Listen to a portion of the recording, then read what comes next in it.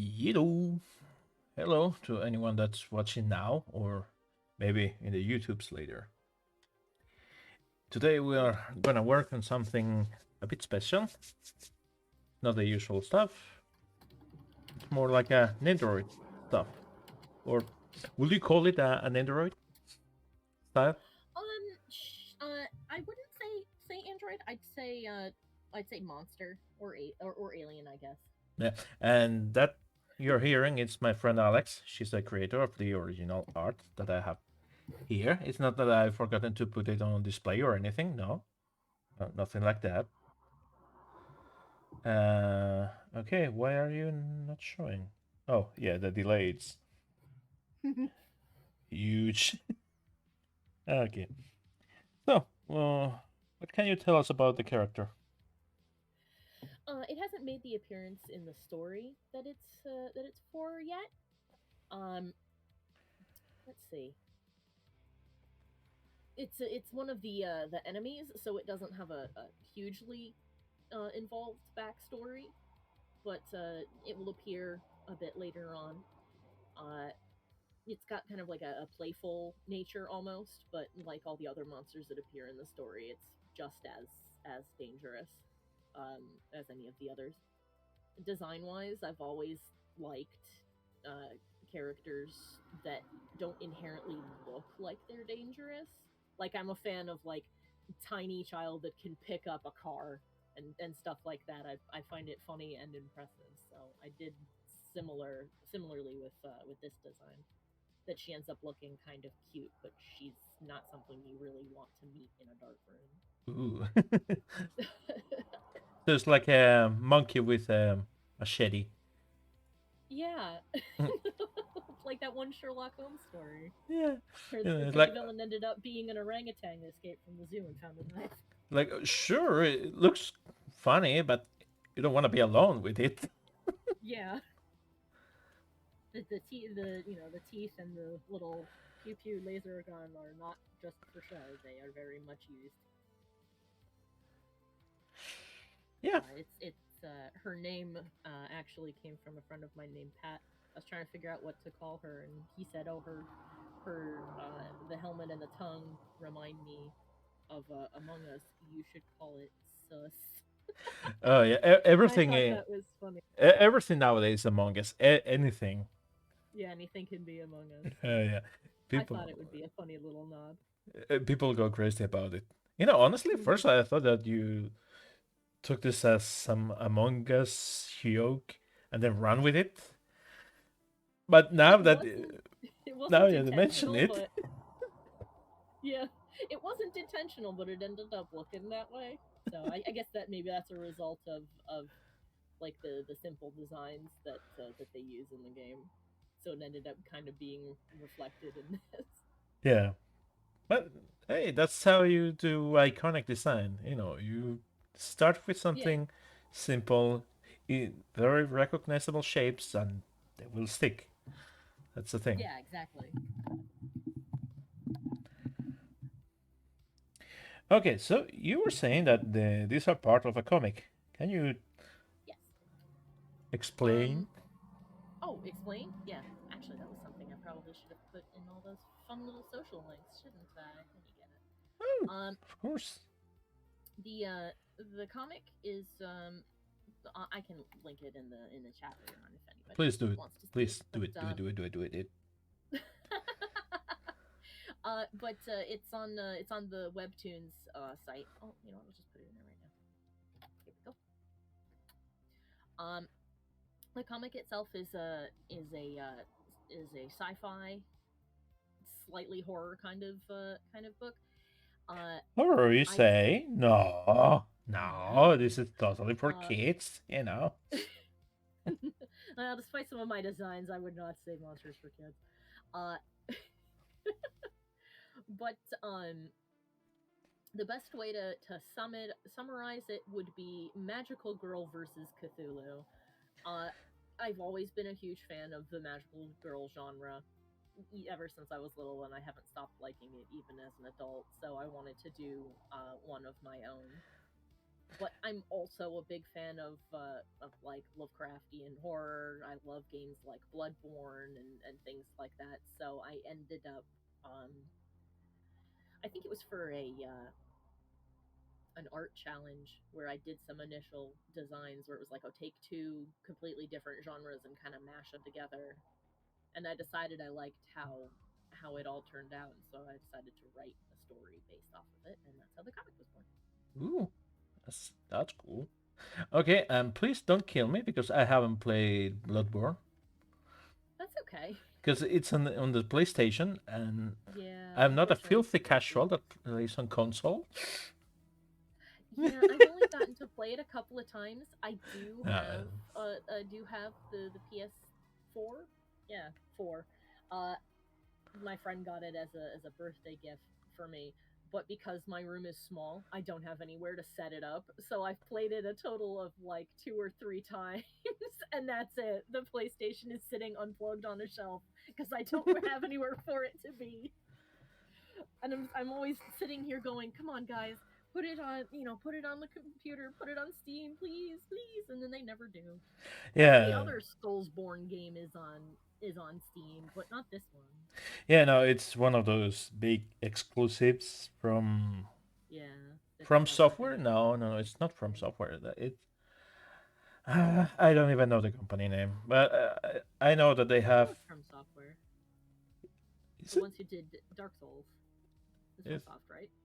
I think Am I so. crazy? I know Yeah, okay. from software did add Armored Core, mecha fighting games. But Mm, fighting, whatever. What else you do with a mecha? You only fight with it. It's yeah. but yeah, I knew them from that. It's like so they do medieval fantasy too. Okay. Yeah, Oh they're the ones who did it is that same company. Oh, I'm looking back at all the other games they've done, and after Dark Souls, I did not know about any of these other ones. Oh my god, they've done so many non-Souls like games. Oh, that's crazy. And then they made Demon Souls, and I guess that kicked off the kind of story that people really like. I I guess honestly I don't know. I'm not into that segment Well, of it's okay if people. you're not. It's okay if you're not into that kind of game. Not everybody is. I mean, they're tough. No, And it's not because they are tough. Because I play Ninja Gaiden, and playing Ninja Gaiden is like kicking yourself in the face all the time. It's painful like that. mm, I so like it's just more it's like an under the themes then. yeah, it's the themes. I'm a big fan of science fiction, so I Mm, always tell my friends, give me science fiction or give me death, because so medieval so fantasy it's not for me. that's fair. Yeah, But tell that to my your friends that genres they are were throwing fun. rocks at me like true medievals.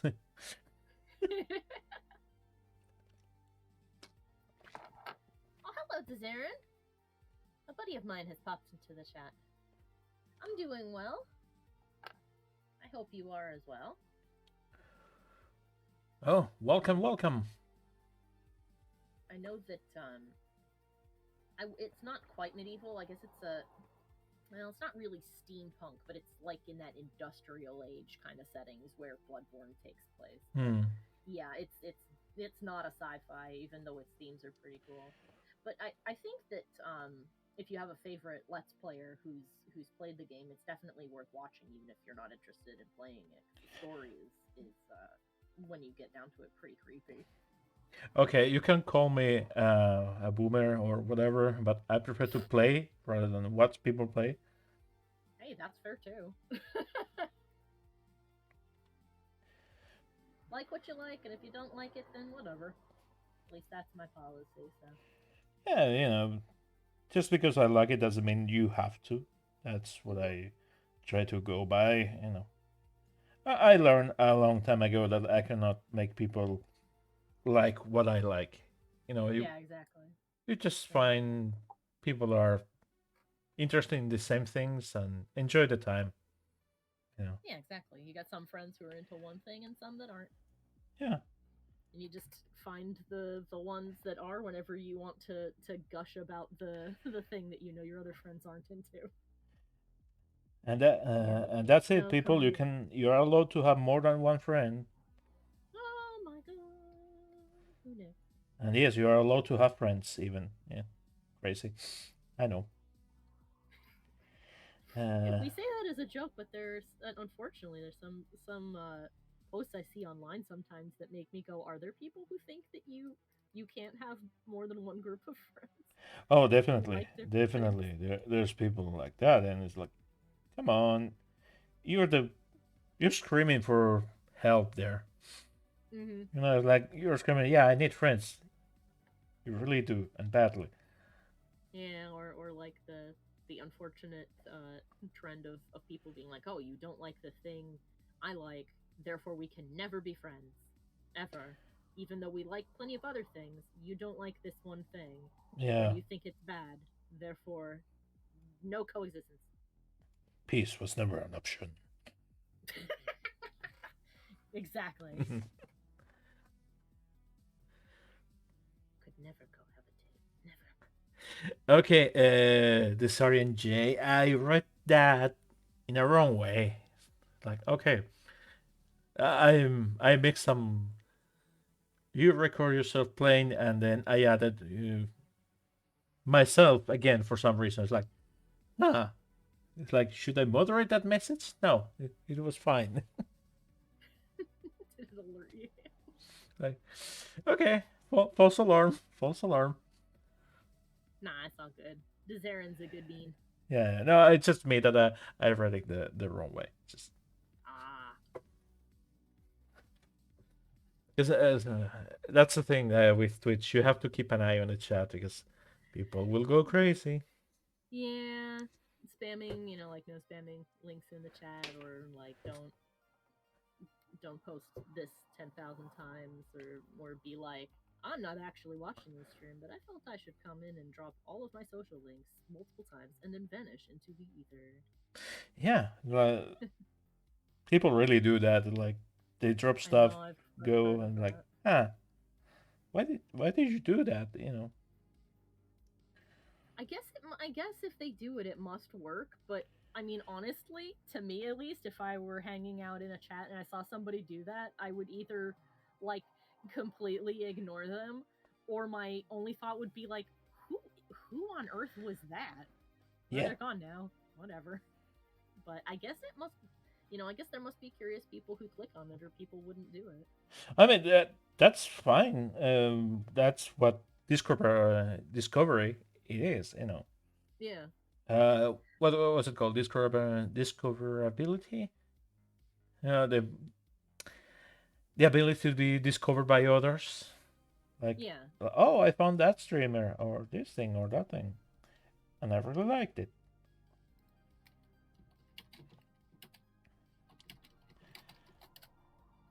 Okay, let's make this a bit longer. So right now, what I'm doing is trying to fit the outfit, or rather the whole character to the cat out. To switch the proportions to the reference. Yeah. So it's Yeah, I've been trying to. tuning. That makes sense. I've been trying to do that in my amateurish foray into 3D. Every once in a while, I'm like, no, did that all wrong. I have to start again. But That's fine. You yeah, know. but fitting things to the reference sheet makes it a lot easier. Oh my gosh. Some of Well, all those tips and tricks that you showed me a couple of days ago, those were so useful. Oh my goodness. I'm happy that they worked.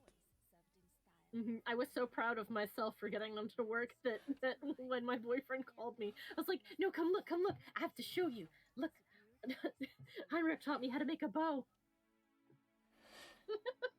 You know, it's like you're I with felt so me proud of myself. for good or bad. The contract says that you have to stay with me. Cannot run away. Stop running. I lock the door. Why are you running?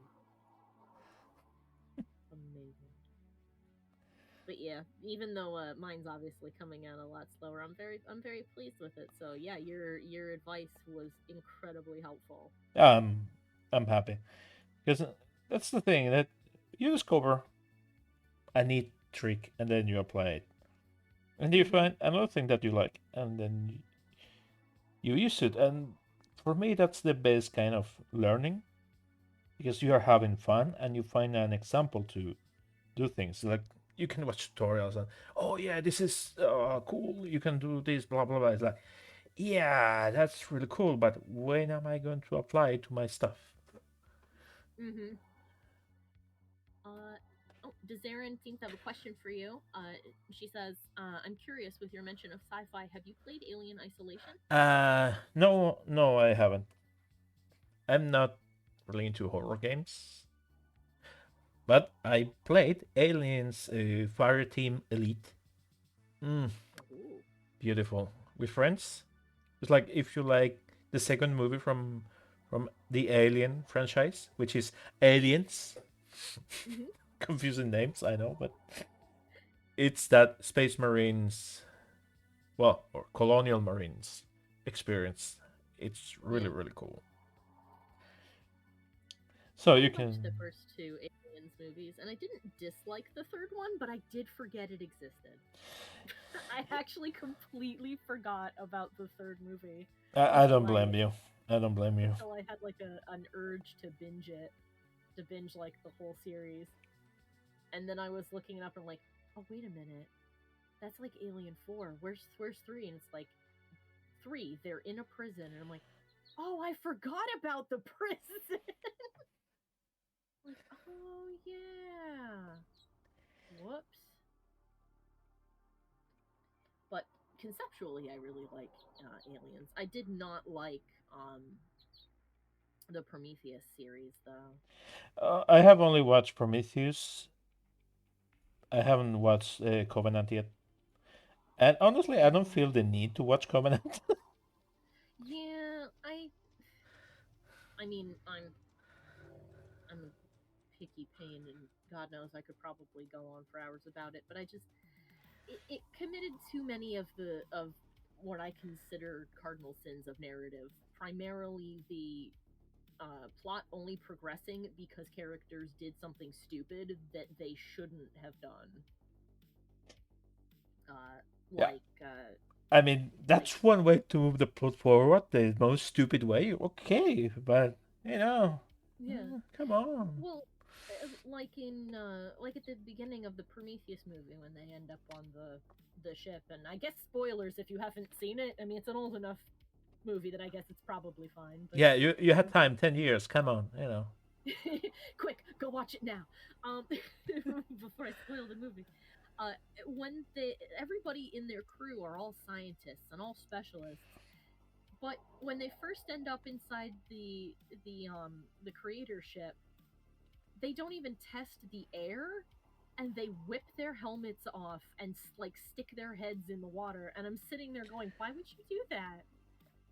You could have like 7 different kinds of diseases now. The air might not even have oxygen. You might be like whipping your helmet off, take a breath, and your lungs explode. Why would Well, you do in that? in fairness, they check the atmosphere. They have some readings that say, yeah, there's air in here, but Hmm. it doesn't say if it's contaminated. If it's no, Yeah. it is, they say, yeah, there's air, and one of the guys pulls off the helmet, like, are you crazy? And they go, yeah, it's Yeah. fine.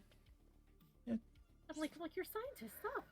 I mean, uh, heck, in the first Alien movie, they were very strict about procedure, and those guys were basically space truckers. Out of Yes. everybody who would make a stupid mistake, Yeah. born of ignorance, I would expect it to be them, not the scientists who are like, "This was my dream."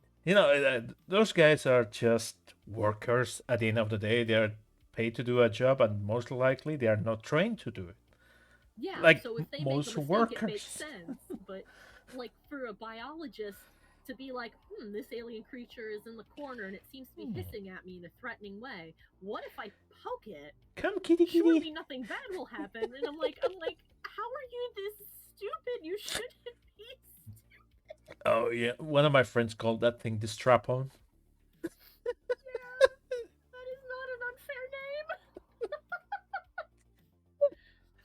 she did it in Oh, Spanish because, of course, we watched it in Spain because I was there at the time, and she used the term. Okay, how could I translate it? It's a panties penis. Yeah, with a hyphen in the middle. Like, yeah, that's a very rude way to describe it. And it's a strap on. Okay, yes, yeah, in the that's most rude basically. way. I mean, that's basically what it was designed to kind of look like. I mean, H.R. Giger was really scared of the human reproductive system, so Oh, all of his creatures really just look like. well, I don't know if scared or in love because come on. I mean, yeah, but almost all of his horror monsters looked like that in some way. And I know that when he first designed the alien, they told him he had to tone it down. Yeah, They're like dial that back, my guy. We can't put that on screen. it's like, are those teeth on that whatever's that thing? Yeah, Yeah, no, like if you look up the original concept art, the hood of the alien just looks like. yeah, it Uh, is, it is. yeah, but it's supposed to invoke that kind of discomfort. So it makes sense that that's what the little hissy snake Yeah, strap uh, on critter looked like. But yeah. yeah. Oh, and Grand Halo Solid, sorry, 4. Hmm. Cool, cool name, right? Not so cool to read, but okay. To me, there's only Alien and Aliens. Yeah, those are the Yeah. classics, and Yeah, I think that those ones are pretty good. They're probably my favorites. I think that's when they had an idea of the universe, because then you had Alien, that was the setup of the universe, and you had Hmm. Aliens, the second one, that was the expansion of that universe. Yeah. And three, like I said, I forgot it existed. Four is kind of fun. I mean, it's not. I don't think it's as good as the first two, but I feel like I enjoyed it much more than I did three, obviously, because I remembered it. And there's a lot of neat things that were in, like, idea wise, that were in it. And there's also the scene of Ridley tossing the basketball behind her and without looking and getting a hoop, Yeah, which the actress actually did do in a single shot, and I was like, yeah, when I found that out. The Sigourney Weaver just did that in one take. Good for her. yeah. I mean, Aliens has been a big thing for her, and well, Aliens. I mean, as a franchise, Yeah. and honestly, I love Ripley's character, and I think it's one of the best female representations of characters in I movie think so history. too. And she's tough, she's a badass, but not just for the sake of being a badass. No, no, she has to go through things. She could just go cry in a corner, but no, she says, I have to stand up. I will not let this thing get over me. I'll just stand up and fight. And she Yeah. does it, but she doesn't become this butch woman thingy. Like, oh, I'm badass because I'm basically a man with teeth. No, no, no. You can tell Hmm. that she is a mother. That Yeah, and like when she meets Newt, her impulse is like, oh, I need to, take care of her. Like even though she's tough as nails, she's got yeah, the stay away from her, you oh yeah, bitch. oh that's epic Dracula because just you can feel her rage. Like she's like, I had enough of this, and I'm gonna yeah, finish it. yeah, just that's Ridley just reaching the point of no longer giving a shit. She's like, all right, I've had enough. I have been terrified this whole time. I am stressed. I need a shower. I'm tired. There's a broken automaton bleeding out on the floor. I'm done. You have to die now. Yeah, and So but yeah, I really like what they did with the character because she grows because yeah, she and feels like a person. and they're gaslighting her in the beginning of the movie and she's not breaking. It's like we have Yeah, been doing this for hours and you still don't listen. you know yeah. And it's also and the reason I think I like the another reason I like the Aliens franchise as opposed to later Prometheus ones is how the story is a bit more complex than just the aliens are bad, because they are. Yeah. But the main antagonist a lot of times doesn't really seem to be the aliens. It seems to be the company that is trying to get people to go and get the aliens when they're clearly dangerous. They're like, oh yeah, but it'll be fine, says Wayland Yutani, that doesn't actually care about any of the people who fight Okay, them. is that the Everybody's critical drinker I heard right now?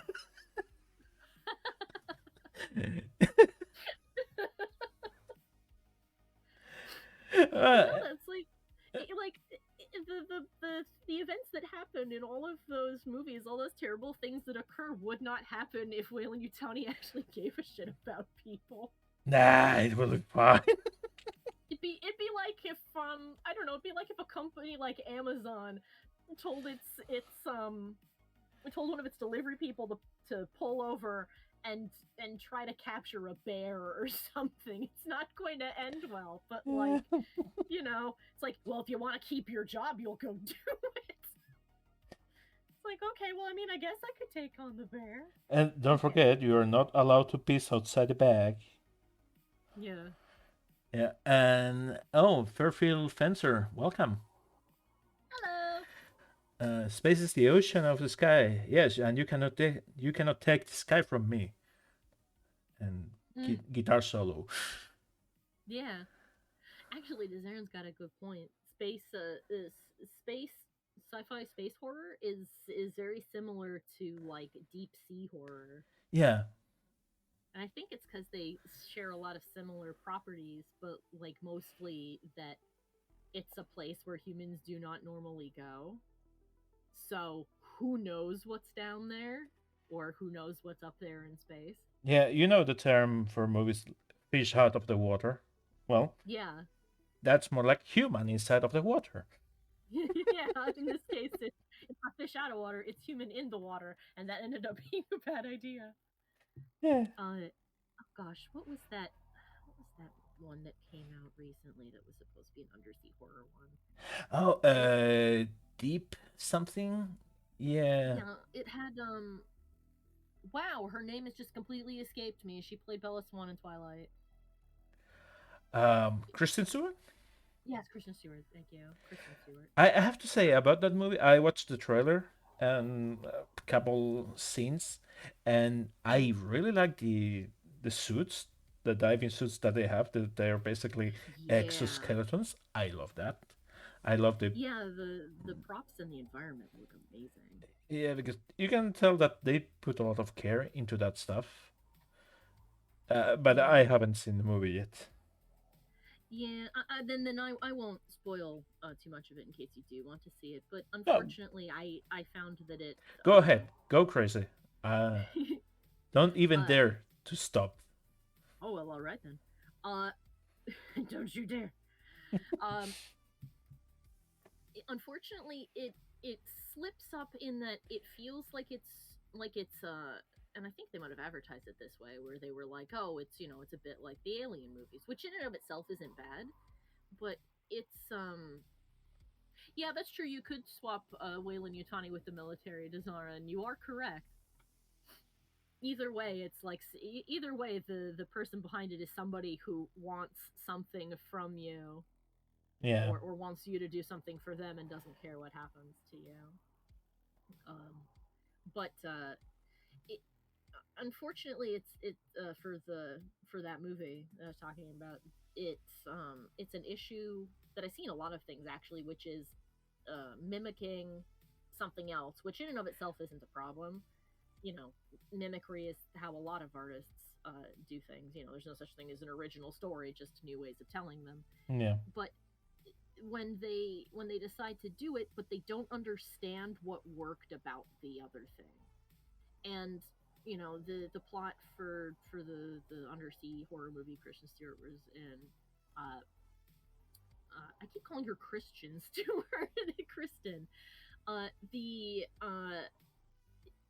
is they're supposed to be like underwater rig workers. So they're supposed to be just, casual everyday people like the people on the Nostromo. But the movie doesn't start with us getting to know them. It starts with an action sequence of the entire place like breaking down and filling with water because, a monster's attacked the place. So we're thrown in the action immediately. And that's not necessarily bad, except that, now we don't know any of these people. We don't know anything about them. We don't know if Mm, we should be angry that Stewart's character shut the door on a bunch of other people so that she would survive. We don't know if she should feel bad about that. We don't know if those people were, assholes, so maybe she shouldn't care. We don't know if she's an asshole. yeah, Uh you have no bonding time with the characters, and that's a big problem. yeah, so we start off unfortunately on the wrong foot. Yeah. And one of the other things it does is in terms of its monsters, which is one of the reasons why I think of Aliens as an action film more so than a horror film, is when you have a lot of creatures like this movie does, your characters have to be able to beat them in order for the movie to keep going, or else they'll just get, swarmed immediately and die. But then that means that those creatures are not as powerful. And if they're not as powerful, if it bleeds, we can kill it, then they're not as scary. Um, Yeah, it's a tough so balance to maintain. yeah, so Aliens balanced that out by introducing us to the Queen, or even though there were tons of aliens and the military was able to take them down, it didn't feel like they become less threatening because the first time we saw them, a single alien versus a bunch of space truckers, it tore the ever loving hell out of their ship and killed almost everybody in the crew. Yeah. And those people weren't military and they didn't have weapons, so it doesn't feel strange when the military gets involved and can kill a bunch of them. But then the stakes get upped by introducing us to the Queen after her horde of offspring have killed just about everybody. She rears her ugly head and proves to be even more dangerous than those were. But And more intelligent. That's the yeah, that was a thing I loved about the Queen. It's like she doesn't have any real dialogue, but you can tell that the Queen is communicating with Ripley. Like they have in a negotiation when she threatens yeah, to they do toast the over the her head. eggs, and you can tell that she's like, yeah, okay, you win for now. Yeah, You she's like, all can right. go. But then she sends her horde after them immediately as soon as they're free of the eggs. But it proves how Yeah, smart she is, and that makes it scarier. and and the thing is that the Queen later turns Bishop in half, literally, Yeah, and she does it in a sort of calm way because then she stops and then she gives Ripley time to assimilate what just happened. It's like, yes, you see what I just did, and I get a feeling that the Queen knew that that Bishop was artificial, that he wasn't human, because they like to yeah, keep humans to have more host, but she just tore him apart. It's like, yeah, yeah. She I did. know it's a synthetic. Yeah, and I believe that it has been established in the various properties that the aliens do know the difference between a synthetic and a human. And as a matter of fact, unless a synthetic life form directly causes them harm or proves itself to be a threat, they actually just flat out ignore them. Um, and in a way, it's kind of like since there's like some of that like a theme of like being a mother uh in the second Alien movie, it's kind of like basically what that comes down to at the end is like a mom versus a mom. It's like, okay, Yeah, you killed all my offspring. Now I'm going to destroy the ones that you have. And because I'm intelligent enough to understand the concept of vengeance, which is terrifying to think that an alien would be able to have a grudge, but lo and behold, um, And so she's like, so now I'm gonna make you watch while I kill them, and and you're not gonna be able to do anything about it, and then I'm gonna kill you. Yeah, it's a really terrifying character that even has a progression Yeah. in Like, you the wouldn't think that the queen would have a character arc in the span in which we see her, but she does. because in the beginning she's minding her business, doing her things, and yeah, you're gonna be just another meat sack in a meat locker, and then oh, you are a threat, and I'm gonna get rid Yeah. of you. Mm-hmm. Yeah, Dezarin's got a good point about zombies too. Dezarin said, "With that thought process, it makes me think of zombies and zombie movies, where the main advantage of the zombies is their sheer numbers. A single zombie can be dealt with, and that's Yeah, true. And that's the horror appeal of zombies. Although a lot of zombie movies do end up, steering towards action, simply like depending on how you do it, but they tend to steer towards it because, like you said, a single zombie can be taken out relatively easily. Well, maybe not relatively easily, but yeah, can be dealt with by a well planned, well prepared group of people, or even an individual person. And the horror really comes when that person can't do anything. And uh, so I guess that probably makes the difference between a zombie movie being a horror movie or an action movie is how prepared is the protagonist and how capable are they? Are they alone? Do they know how to fight? Are they do they have a lot of supplies? How, are they really young and inexperienced, or are they, older, so they are not as strong? As opposed to, like, oh, there's a whole bunch of us and we have weaponry, and where this is really going to take a toll on us is, can we survive long enough for all of the to survive the literal waves of zombies? yeah. So, um actually, one of the things I did when I was in college is I took some design and concept classes, and one of the conversations I had with my professors, which is actually held over to the designs of almost all the monsters I've done, is there's a few things you can do to make a monster scary. The first thing you can do is get rid of their eyes. If they don't have eyes, but they can still see you, that's scary because you don't know where they're looking. And for a prey animal like a human, it's important for us to be able to see the eyes of a predator, because we can tell by the minute movements in those eyes a little bit of what they're thinking, like if they're getting ready to attack us, or, well, someone's mowing the lawn. Let me know if that gets too loud, and I'll try to do something about it. If you can see their eyes, you can see their emotions, and then you can reason with them. So if you can't see their eyes, already they have you at a disadvantage.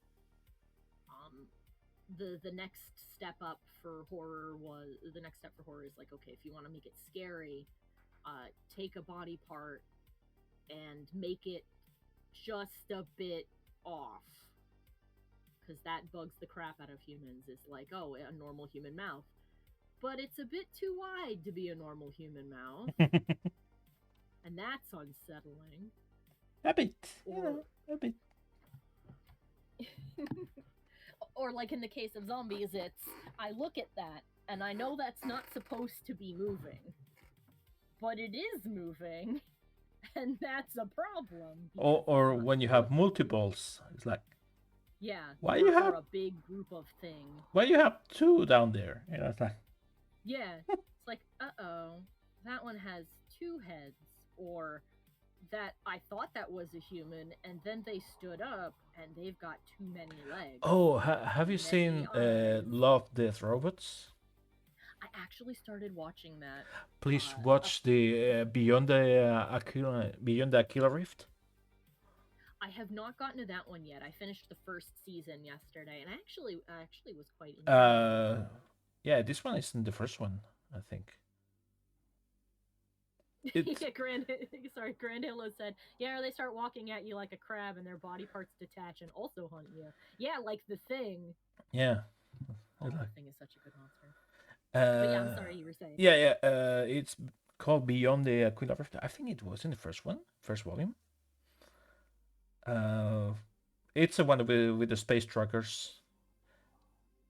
Space The guy that Truckers. ends up marooned in somewhere in space. Okay, I don't think I saw that one.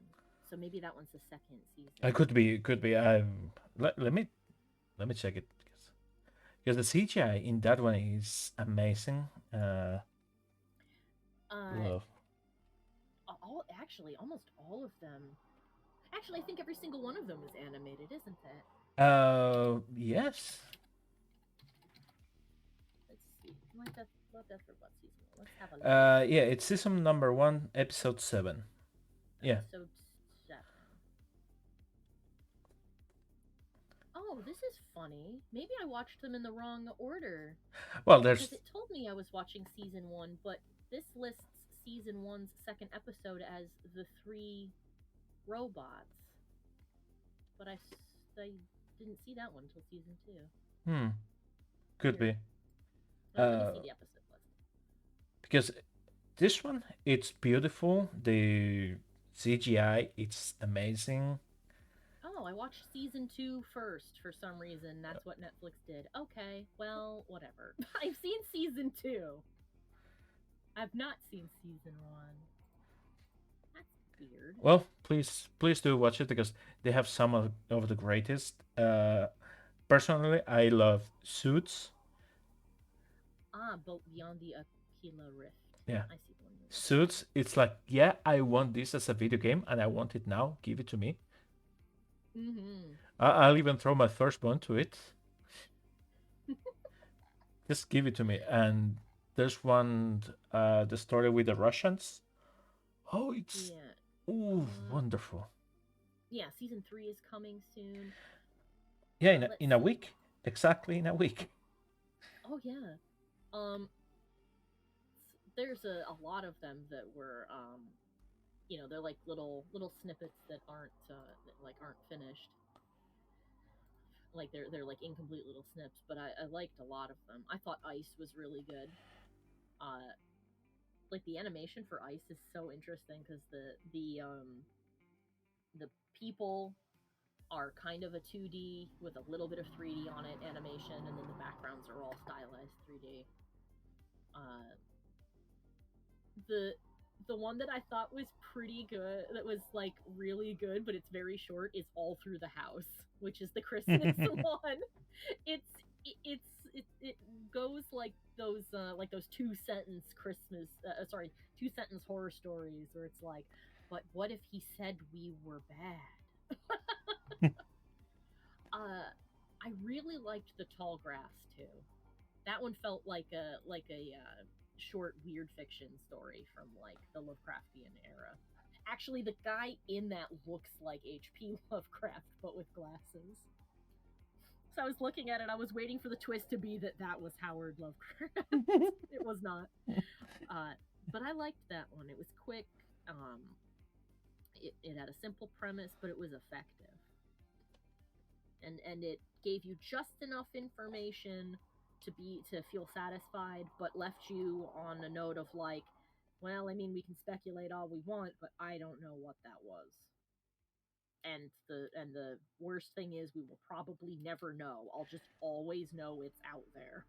Yeah, and that's a good and bad thing that they achieved is that these stories, most of them, at least for me, they Mm-hmm. leave you wanting more. Yeah, they do. Some of them they have a closure and you feel completely satisfied. It's like I wish I could wish for more, but it's complete. You know. Yeah, and then there's some that you're like, oh, that feels like a pilot for something, Yeah. and I wish I could see more. Like they should be pilots. I bet that this started as something like that. That someone collected a bunch of pilots for ideas, and they said, "You know what? Yeah. We're gonna make him." Yeah, it's like, oh, we don't have enough to like, or like tech demos for studios where they're like, oh, let me show you like our animation and stuff. We made this short little thing, and somebody was like, could probably gather all these together and make a little anthology out of them because people should see all this work that you did. These are really good, even if they're not going to be picked up for something. People should still get to check them out, and some of them are good enough that they get sort of sequels, like the Three Robots is in the next season. Yeah, because a lot of people love some of the stories a lot. That one is super funny. Yeah, it's really funny. And I that laughed was the end really for hard. humanity. Yeah, I laughed really hard when they found the cat. Yeah. And they were like, "So what? So what is this? What do we do with it?" Like, I don't know. But humans sat around and watched them for hours. They had they had an entire digital network dedicating to sharing pictures and videos of them. Why? I don't know. Oh, don't look up teabagging. I told you, don't look it up.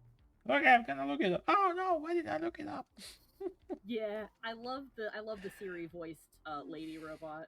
Yeah. She's probably my favorite so far. Yes, he's so sassy. It's like, yes, Yeah, she honey, seems I to like know. this. Yeah, she seems to know way more about humans than the other ones do, but does not really share too much. Like when they're like, huh? So I wonder where humans came from. They don't have a creator code, and she's like, they were created by an unknowable, omniscient and ambivalent creator who created them for no specific purpose. And they all just stop and stare at her. And she goes, I am only kidding. They came from a soup. And then she just goes back to what she was doing. And I'm like, she's not wrong. Yeah. Yeah, I agree with Zarin. Zarin said, I always thought a good mix of sci-fi, action, and horror was John Carpenter's The Thing. Oh, the thing, it's such a great movie. The Thing is probably one of my favorite sci-fi movies. The aesthetics are really good. The characterization's really great. Um, it's got a lot of it's got a lot of the things that make a good horror movie. It's got a small group of people that we get to know, so there are actual stakes Yeah, and when they inevitably die. We're like, oh no. but that's the thing that you care about them. Yeah, you care, and when you realize what's going on, you're sitting there like, okay, so who's infected, and is it the character I like that I don't want to be infected? And yes, Among Us was derived from that kind of movies. Yes, for you It know. does have a lot of references in some Yeah. of its death animations to the thing. Um, it's also got, it's got the isolation element. So, your group of people have to take this on themselves. And if they can't find a way to kill it, they've got to survive. In this case, it's a no, we have to find a way to kill it or we all have to die because this cannot get out. Yeah. If it does, everyone is screwed. Um, and of course, it's got the puppeteering team has all of those great um, horror movie elements where it's like you can tell that it's intelligent, but you never really see the real form of the creature, which I think is a step up from the book because we do get to see what it really looks like, and it looks like a fluffy, abominable snowman with extra eyes. It ends up looking kind of cute. Oh, Um, that reminds. Neil Blomkamp, the director. He did yeah, District 9 and all stuff. He yeah. has studio of his own, Oat Studios, Hmm. and they have a few shorts, just like Love Death Robots. That he does exploration of themes and movies, and he has one called Zygote. I don't know if you have watched it. I have not seen that. Please watch it because it's a love letter to The Thing and movies like that. Oh, nice. I should definitely watch It should be on Netflix. It was they put it on Netflix sometime. But anyways, you can watch on his YouTube channel for free. it. Ooh, nice. So if it's not on Netflix, then I can find it there. Yeah, uh, he has more than a few good ones there, like Zygote. It's that a bit of body horror, space horror. Hmm. Then you have Raka. It's Sigourney Weaver is in that one, and Ooh, she plays a badass leader. nice. And she does that, not a Ripley, because it's not Ripley for being Ripley.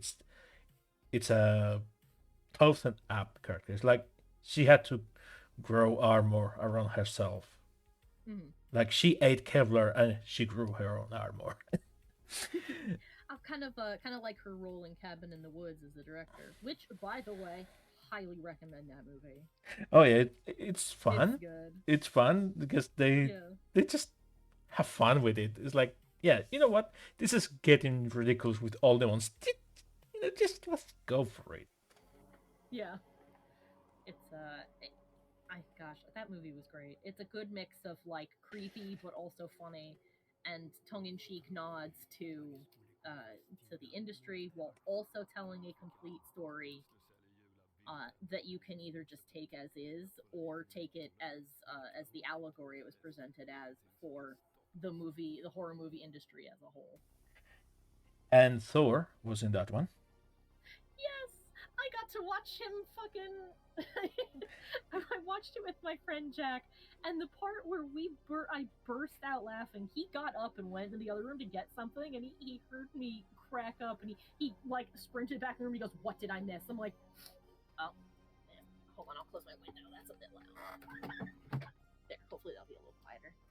Uh, he runs. He's like, "What I missed? What I missed?" I'm like, "I just watched. I just watched Thor line drive an undead zombie child, and it happened.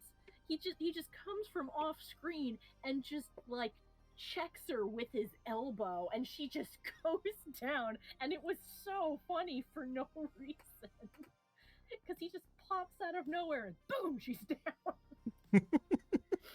So good. And then just a couple minutes later, he goes off the jump and gets brutally killed by this trap they're all in. So I liked. I think it's a good comedy horror Yeah, because I have to it's say that his death was maybe a bit too graphic. yeah, maybe a Maybe, little because he. maybe. I mean, it I, was far enough away. I thought, but I could see why it might be graphic for but some. of course, you have gore, you have dismemberment, all the things. But for some reason, that one felt a bit too real. Mm. Maybe you know what? Maybe it's because it wasn't all up close and personal. Is that the way that he goes, the scene where the bike crashes, Hmm. is you kind of are in the point of view of the people who just watched it happen. Yeah, You're far away and you don't see it. You can only stand with them and see their horror as this guy who's really calm. He's like, I can make it, I can do it, and for a moment you think you will, and then the movie reminds you, like nope. oh, you remember that I showed you that thing in the beginning of the movie with the hawk, so nope. And then all you can do is just watch him helplessly careen down the Yeah, boss, and just watch everybody be horrified. So that might actually be why that one felt like way more intense than the others. because come on, the other ones you have people tearing them apart, even eating Yeah, and people, munching and chomping, and it's pretty gory. yeah, and this one, there's also the rising horror for the characters themselves, because that's when they realize that this isn't just a cabin in the woods that they're in. Yeah, They can't get out of here. It will not let them. Which is again, an allegory to how a horror movie works, is there has to be something, hopefully something believable, that means your characters cannot leave. Because if they leave, then there's no more horror because they made it. yeah, But, you know, like if the tunnel collapses, there's only one tunnel coming in here. It's collapsed and they can't leave. Or in the thing, they can't go because it's the winter season, so anybody who's going to show up can't do it for X amount of months. or and then later escalates into, oh, but they can't anyway because if they show up, this thing will infect them and get off of the Antarctic, and then everybody dies. Or or they can't go slower than 60, or they will explode. Yeah, or the bus will explode. I watched that movie when I was way too young to watch that movie. Oh, thankfully, it did not scar me.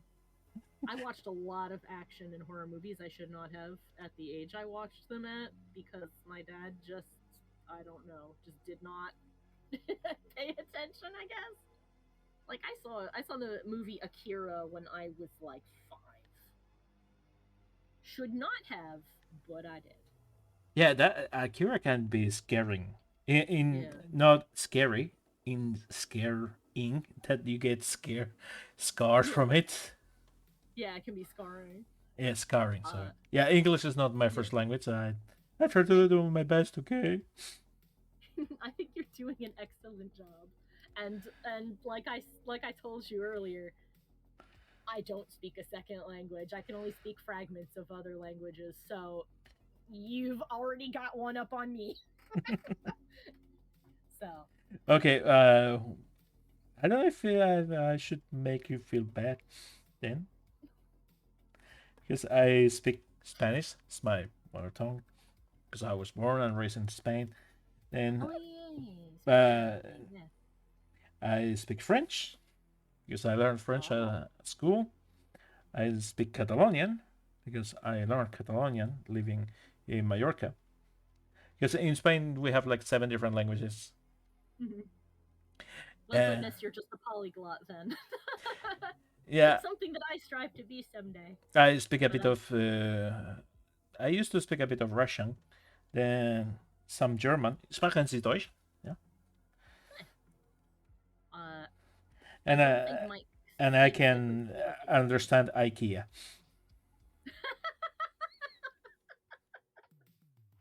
Like IKEA the store. Well, if you go to IKEA, you'll learn a lot of Swedish. That's for sure.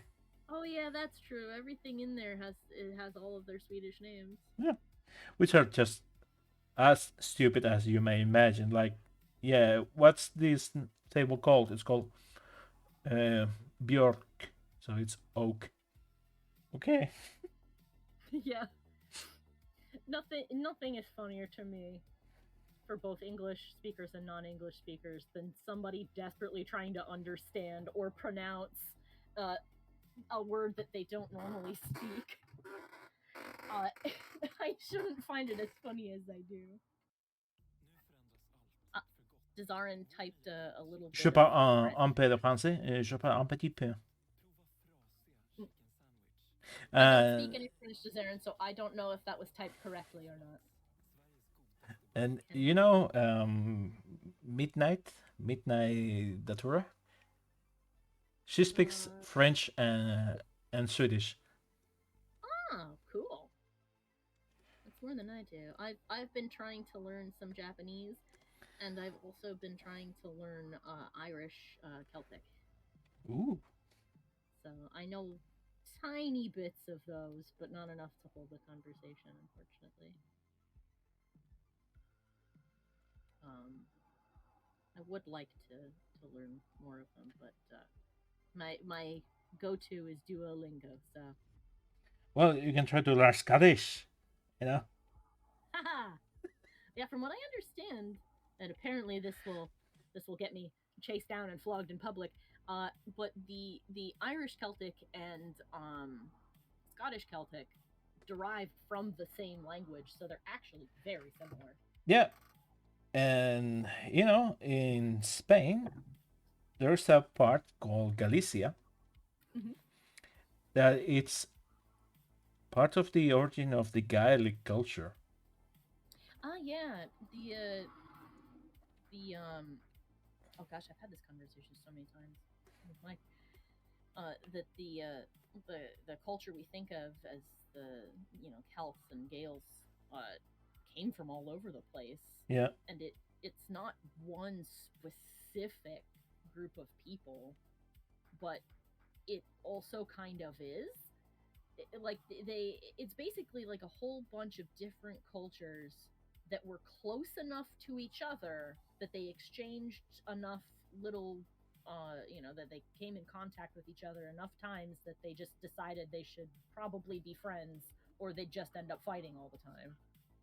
So like they all had different currencies, but most of them would accept the other's currencies, and you know parts of their religion started to overlap and stuff like that. Yeah, And then I can say, hey, guys, I'm tired of fighting. You guys want to be friends?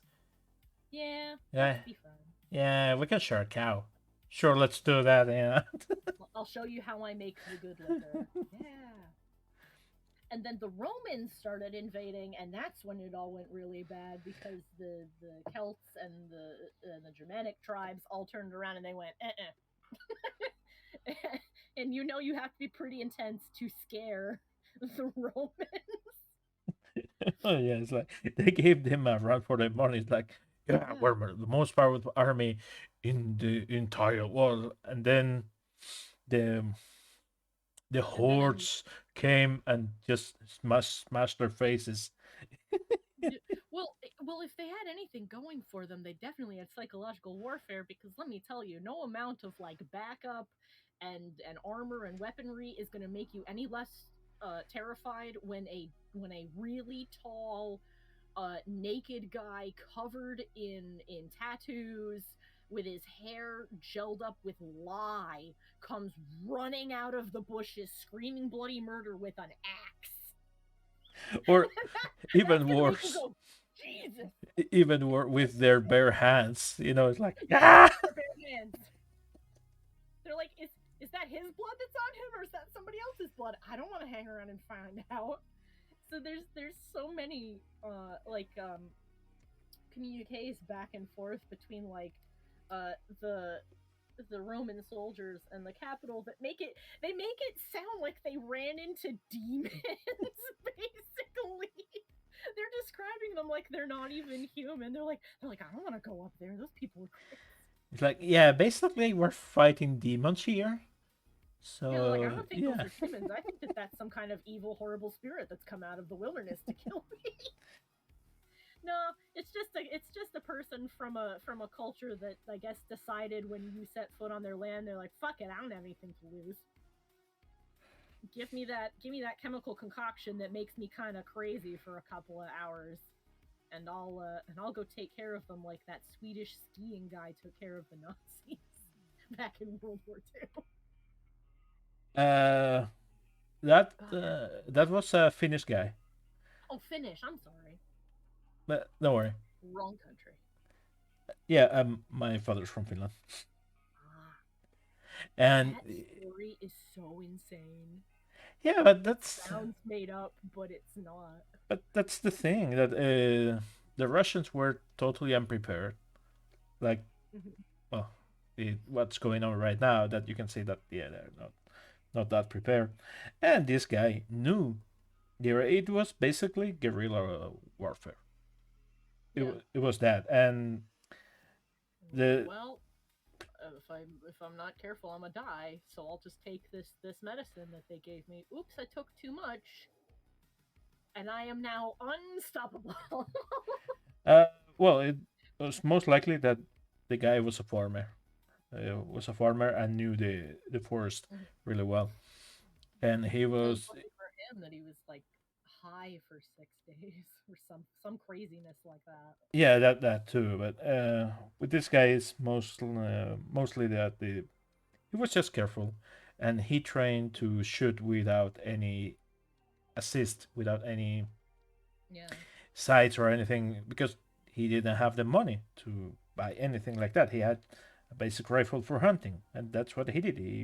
He hunted, and most people that live there, they couldn't afford anything more than a hunting rifle, and Yeah. they used it every single day because they needed to hunt food. So what this guy did, he was just hunting the other guys. Yeah, basically. It's just like, but still, like, when you hear the story, it sounds like he should not have survived. But not only did he make it, he came out of it relatively unscathed. That's the other thing, that one of the prides of this Finnish army.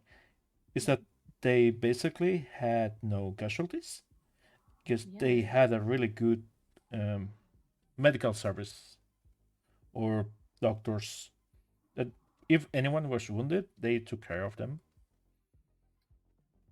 and that's why they didn't lose that many people. Of course, they had casualties, but they Mhm. cured most. And if you have a soldier that doesn't die and gets to keep the experience of the combat, that's a plus. He. Oh, here he is. I found him. Let me see if I can say his name properly. Amio Kayuvnin? I think that's how Uh, you he, say that. he was nicknamed White Death. Yeah. Yeah, here he's got a little Wikipedia page. He's the first documented case of a soldier overdosing on methamphetamines during combat. Yep. He was assigned to a ski patrol. 3 days into their mission, the group was attacked. Um,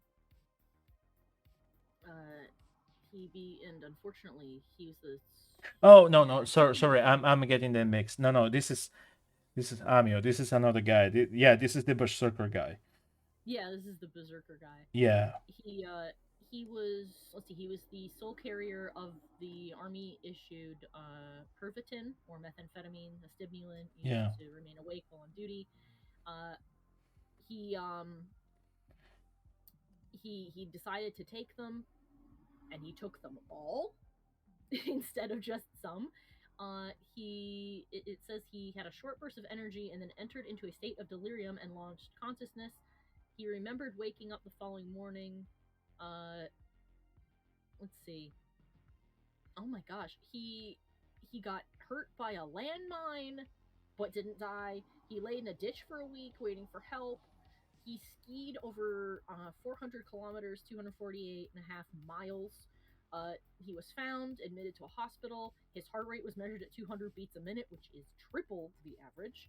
And he only weighed 43 kilograms or 94 pounds. Uh, he he had been gone for a week, and the only thing he remembered eating were pine buds and a single Siberian jay that he caught and ate raw. And not only did he survive, he lived to be 71 and passed away peacefully in his sleep.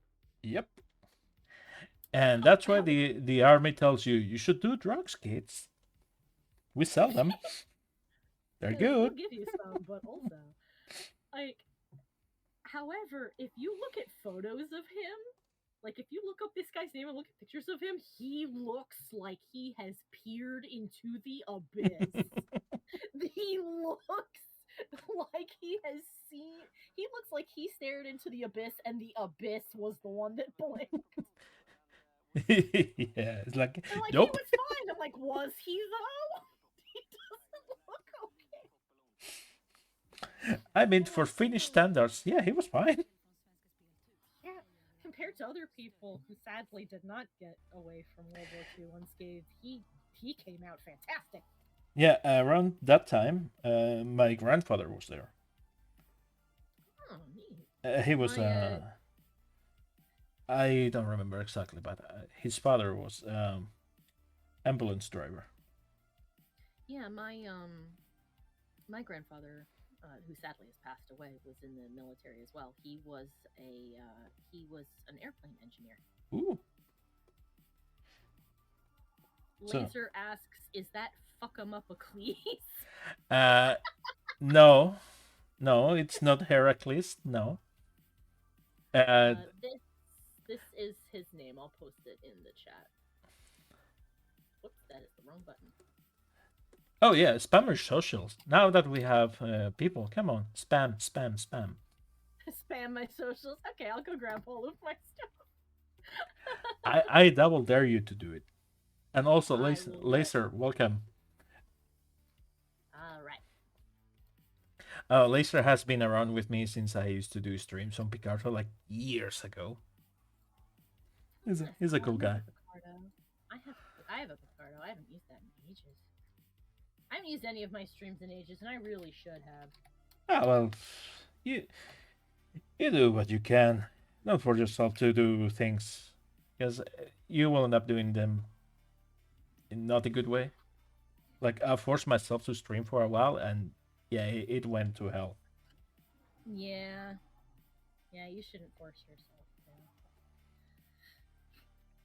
Someday, I hope to have enough of a following to do so. Of course, I'm still the Let me see. Oh, Dezarin says if you're into historical sites and the such, you should visit my province sometimes and see. And I'm going to butcher this, but I will try. Les Anse os Meadows. Lance O Meadow. Oh, Meadow. Okay. Oh, Well, I AU in French is like an O, like a light O. oh a soft O. So Yeah, and water, Lon- you say it O. It's a bit yeah. longer because it has an E before the. It's EAU, so it's O. It's low. So it's Lance au Meadow. Cool. I sure shall. If I'm ever over there, I know that Mike wants to go on a European adventure at some point. He's always like, oh, I've been to this location and this location because his family used to live in Germany for several years. And he's like, oh, I want to take you to Germany and show you this thing, or like take you to France and show you stuff that isn't touristy, trappy kind of stuff, or we could go to like the Louvre. Yeah, Laser says, I know that big muscular guy with the beard as Fuckamupocles. yeah. It's a character I did last year for the character artist course. That it's supposed to be Hercules, and Oh, that's pretty good. I named him Heracles. Oh, he was in the slideshow on the bottom right of the stream. Yeah, Oh, I see. and here's my screen image or the banner that you have on top. Mm. It's that one. Oh, okay. Oh, so that's who that is. Yeah, I like his little gladiator pants. yeah. I try to go for reimagining science fiction. Well, Yeah, classics into science fiction. yeah. When I my thoughts when I was looking at it was I looked at it and I went, it looks almost.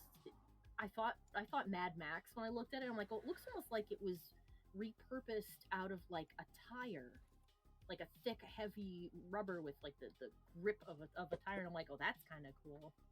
That's a guy Oh, you do not want to run into in the wasteland. yeah. It's like a very uncomfortable diaper. If you have to move rubber on Oh, there. there he is again.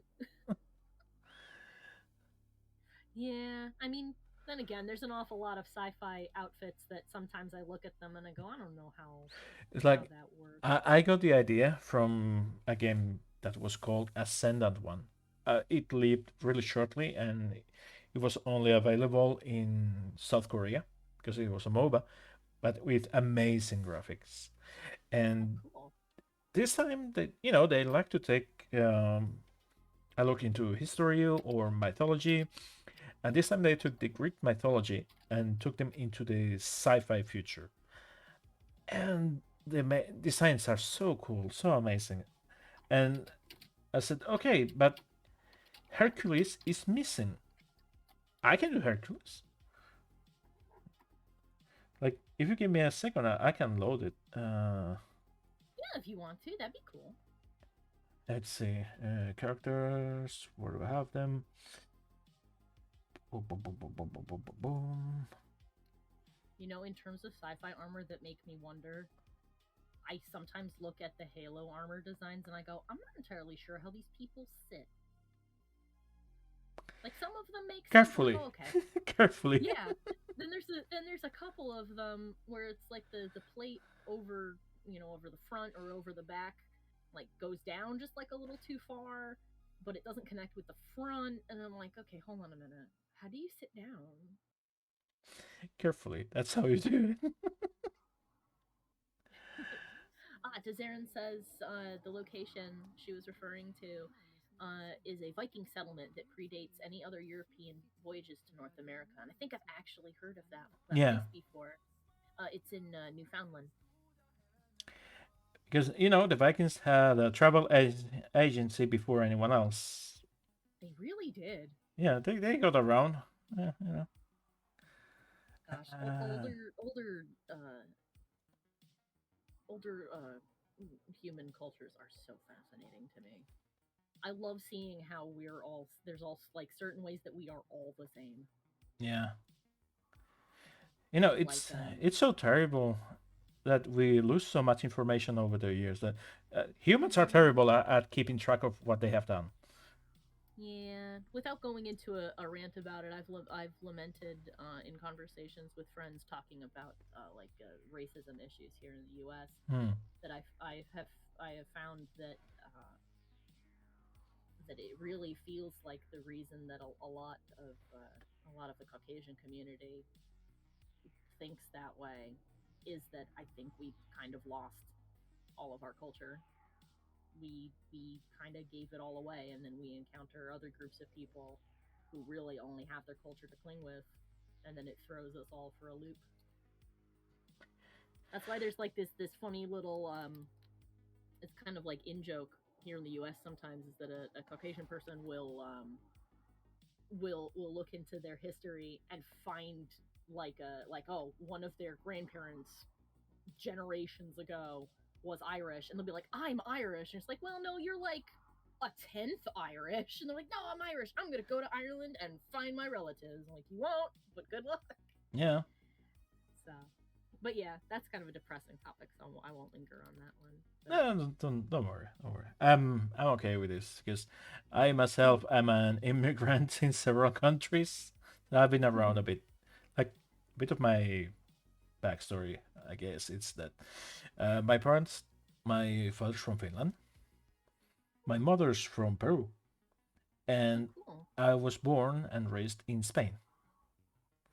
Oh, wow, you've been to an awful lot of places, huh? I was even living in the US for 3 months in San I hope that Francisco. you enjoyed. I hope you. Oh, in San Francisco. Yeah, I've not been to San Francisco. I hear it is expensive. it is. It is. Almost as bad as LA. It's like oh, those are the two big places to go live over there. However, they are incredibly expensive. Worse even than New York over here on the East Coast where I live. And New York is pretty expensive. Oh my gosh. It's actually so expensive. Like I live in Connecticut and we have a town here, funnily enough, called Fairfield, like our dear friend in the chat, uh, that is an incredibly wealthy town. And the reason it is because almost everybody there works in New York. So the rates that they get paid for their work in New York are much higher because the standard of living is higher. So they go back to Connecticut where stuff is way cheaper and they're like living in mansions. And it's such a disproportionate amount of wealth that it is because of that town and like a couple others that are on the border between us and New York that everybody thinks that Connecticut is a very wealthy state. We're not. We just have a couple of obscenely wealthy towns because they all travel to New York. Oh my gosh! Every once in a while, we're like, oh yeah, I had a friend who came from there, and they were a little out of touch. Just a little. Yeah. Every once in a while, those towns make the news because some rich kid decided that they don't need to follow the rules of other people and do something stupid. Oh yeah, I had my first share of contact with rich people, and they really live in another planet. Yeah. Oh my god. It's just crazy.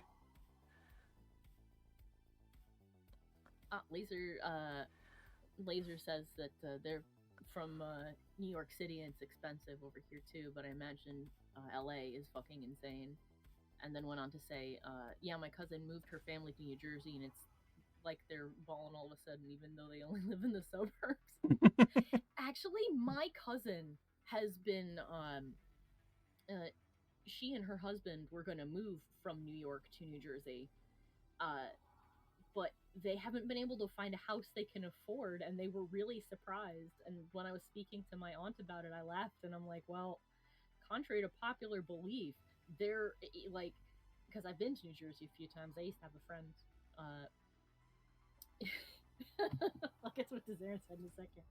I had a used to have a friend uh, who I can tell many a tale about, but not right now.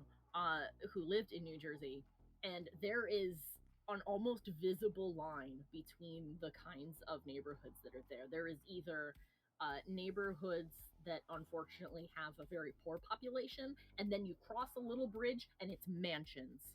There is no in between. It is one or the other, and it's insane. Uh, the thing that Desert said that made me laugh is Desert said, "I'll stay in my quiet boarding city in the middle of nowhere in Canada land." Well, I like Canada. I'd like to visit Canada. Canada at one point.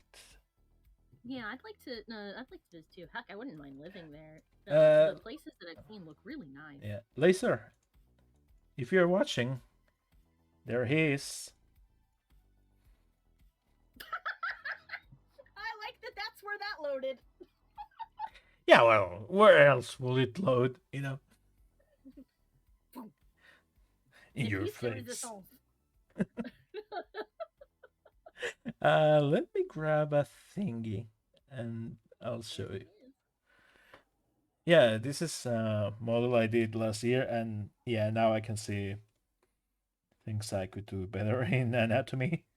Like, yeah, this is really mushy. Uh, this should be a bit different. Oh, that happens to me when I open up old art files or look at old art that's even just a couple of months old. It's the artist's curse. You never want to open your old projects because you'll just look at them and you're like, oh, I just only see everything that's wrong. Yeah, but the arm, I like it because I have problems with the forearms. And in this model, for some reason, I had everything in place. It looks really good. Well, this should have a depression here for the bone. Details. Enough. Details. Maybe it's just hiding it. Oh yeah. So one of my friends named him "Fuck Them Apocles" because he's really big. Well, since he's like a fantasy model, he's allowed to be a little bit. Yeah. He's allowed to have anatomy that doesn't follow rules. Because I mean, once you know what is it they say that like once you learn the rules, then you know how to break them. Yeah, so but that people don't do this. This was supposed to be an anatomical character. Oh, you were trying to make him a lot closer to reality then. Yeah. No, okay. I get that. That happens to me sometimes too. Okay, let me toss you this one. Let's have a looky look. It's a funny.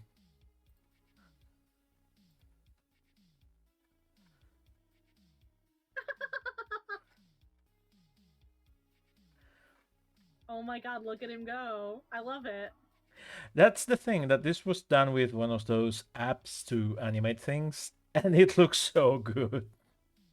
That looks really good. It's crazy how look it good. Do you mind if I save this? Oh, please do. I have a bunch of them.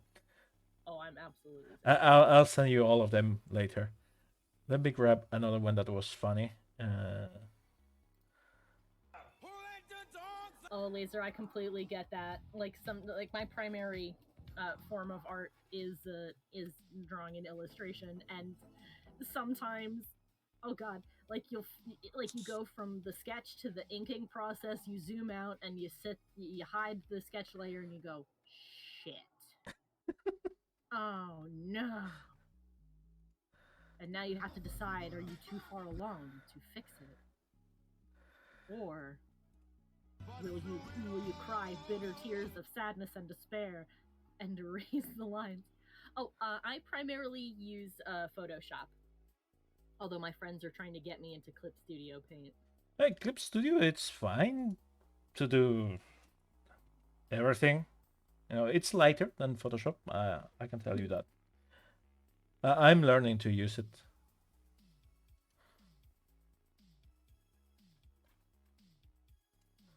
and I'm terrible at drawing. You know, I don't draw. I stab the paper. Well, if it makes you feel any better, I feel like that's me in the 3D program. that I'll be like, all right, I got this. Oh wait a minute, no I don't. Oh shit. Like yeah, that looks great. Turns it sideways. Oh no. Oh, I gotta fix that. Yeah. I'm trying to find the other one. Oh yeah, here he is. I'll probably move to Clip Studio Paint later on. I'm sharing a subscription to the Photoshop with other members of my family. So I'm content using it at the moment because I don't have to pay for it. Okay, I have a special thing. Uh, Oh my god, I should send this last one to my friend and future sister-in-law Sophie. She loves the Yakuza games. She will crack up if I show her this. okay, I'm going to stop the music for a second because this deserves to be experienced. So, Laser, I hope you're watching because this one goes for you.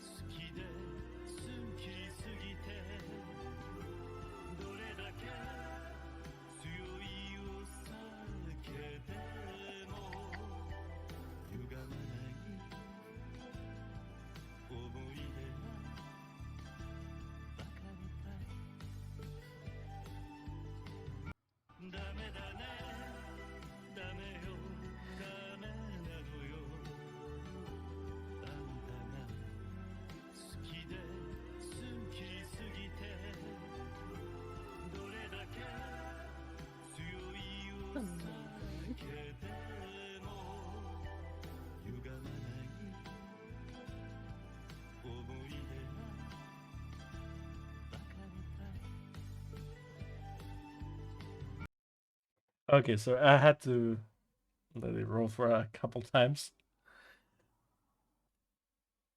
It's short enough that I think that's fine. Yeah. Oh, I'm gonna get a copyright strike. That's for sure. You know. Who Oh cares? yeah, it'll yell at you. Whatever. Who cares? I never know what's gonna get a little copyright notice anymore. Like, oh god, how many games? Like there are some games that I'll do let's plays of where nothing sets it off, and then I've got like a very weird one from what is it? Oh yeah, it's a DMC Devil May Cry where there's this one gameplay sequence that apparently they did a video demo of, and it cannot be played any other way because it's a series of preset animations swinging through a zone, and that chunk of the video got copyright claimed because of that. And I was just sitting there like, Capcom, are you serious? Yes. That's like, all right, whatever. Yeah. I have to say I'm still quite happy with how he came out. I think he came out really good. This one being one of my first full body characters. That's very impressive for that being the first one you ever did. Well, all the credit goes to my teacher. He did an amazing job teaching me. Let's see if I have the armor in this one.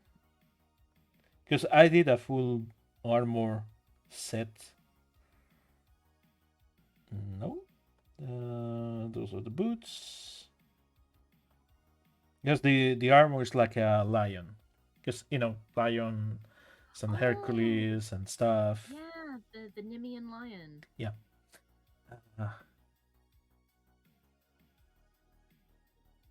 Also, I agree with you, Laser. Copyright claims are so stupid. Yeah.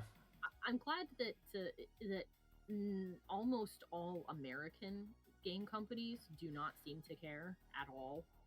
At least when it comes to games and the stuff used inside of them, because they have realized, like I wish other things would, that LPs and videos like that are really just free advertising. Fan content is free advertising for your thing. Just let them do it. makes people want to go look at the original. Yeah. Well, hey, they have the rights. They are the owners. So Yeah.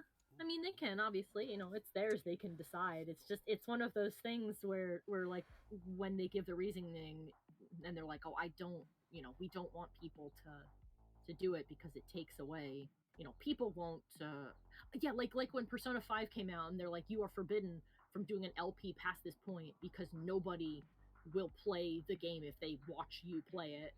And a bunch of let's players all said basically the same thing, which was, you know, if watching me play the game makes them not buy it, then they were not going to buy it in the first place. yeah.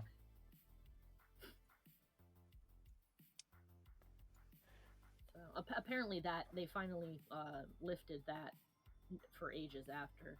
Oh, he's shiny. Oh yeah. Uh, That's part of. But I cannot find the torso. Where's the uh-oh. torso? Ah, there he is. The hunt for the torso.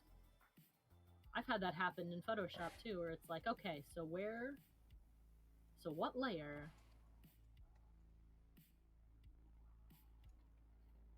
So yeah, it was this kind of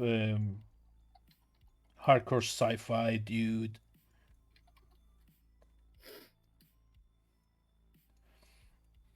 Ooh. The upper armor reminds me a bit of the grunt armor from Halo. I like it. Yeah, I took some notes from Halo and an old game called Unreal Championship 2. Oh, I remember that. I haven't seen anything from it in like a million years, but I know what that is. I know that reference. Thank you. I don't feel so old and terrible. I don't think we're very far off in age, actually. I'm 37. Yeah, I'm 34. Oh, that's Not too far off. that's nice. You have the cool ear, you know. Yay, old millennials. Uh, like the early, like it got a bit crazy when they went in like Halo 4 and 5, but the early Halo armor design is pretty solid, Yeah. and it's a good tactic to have when designing armor, whether it's sci-fi or medieval or fantasy, which is that they took real world objects, in this case motocross armor and helmets, and just extrapolated the shapes. Oh yeah, I remember when I So was playing Halo for the first time. Some of the memes around were exactly that. Um, Mustard Chief riding a dirt bike. yeah, I mean, I think the mongoose is like it's just like a little it's just a sci-fi version of a quad bike, so just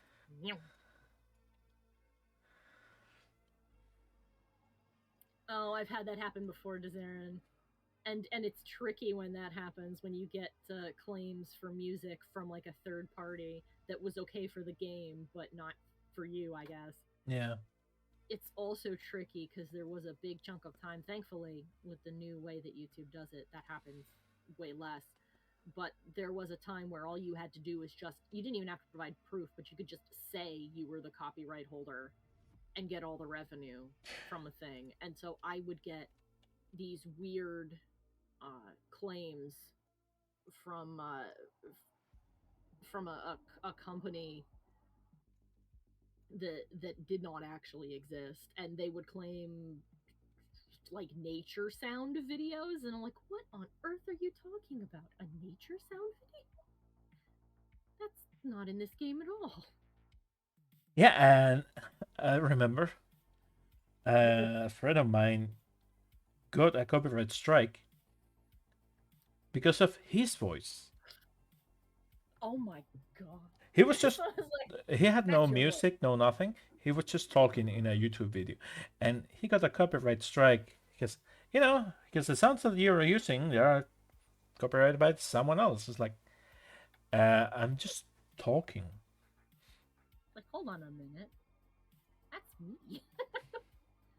Yeah, and because of how the old system worked, you couldn't really dispute it. I mean, you could, but then the person who supposedly owned the copyright had to be the one to look at it and then decide your claim was valid and remove their Yeah. claim. And of course, they never did. And well, we all know how that went. Yeah. Thankfully, like I said, the way that they changed it, that doesn't happen anymore. And now creators have more tools to use. And basically, it's changed to that the person who makes the claim now has to basically double down on their dispute, and then YouTube will look into the claim. I Well, gave Jazarin flashbacks to the old YouTube copyright claim system. Oh, it was broken and awful. Oh my god. I mean, it's It's still not broken. perfect. Yeah, it's still broken, and I understand why it sadly probably will be. Is that it takes an awful lot of real people to properly police uh something like that, and there's probably just way too many claims to to like logically expect somebody to sit down and do that. Yeah. However, it is definitely a lot better than it used to be. So I hope that they continue to improve it. Please.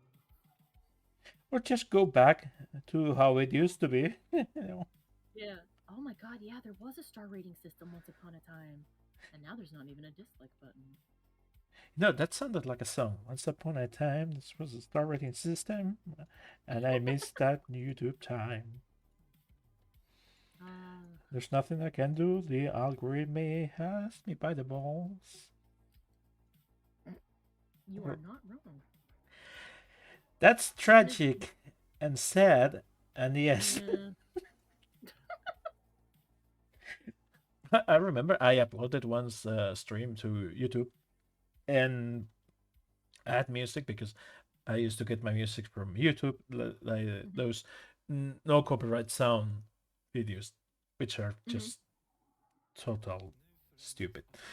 Ugh. And I got yeah, one day, yeah, this part of this video, it has a copyright claim, so you take down that part or take down the video. It's like, okay, I'll just get rid of it.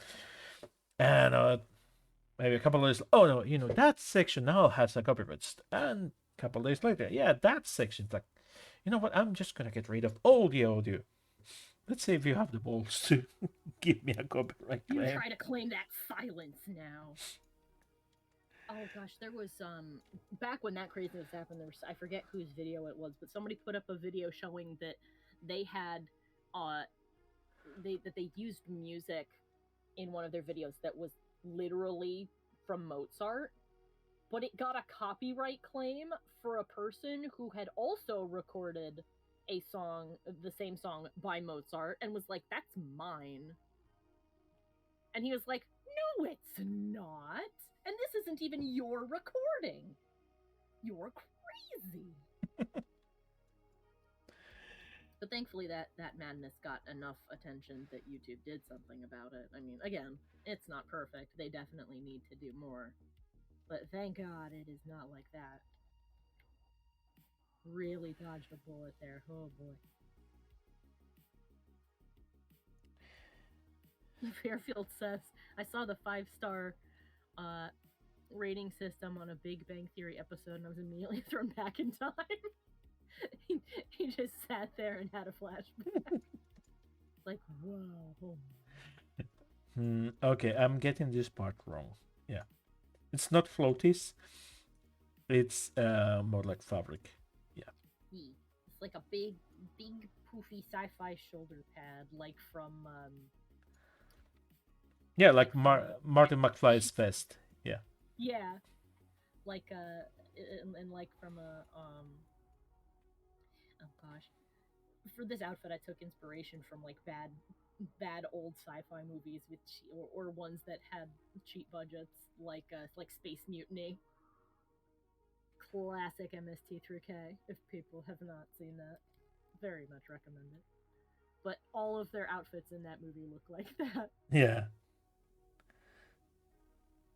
Okay, I'm just gonna pen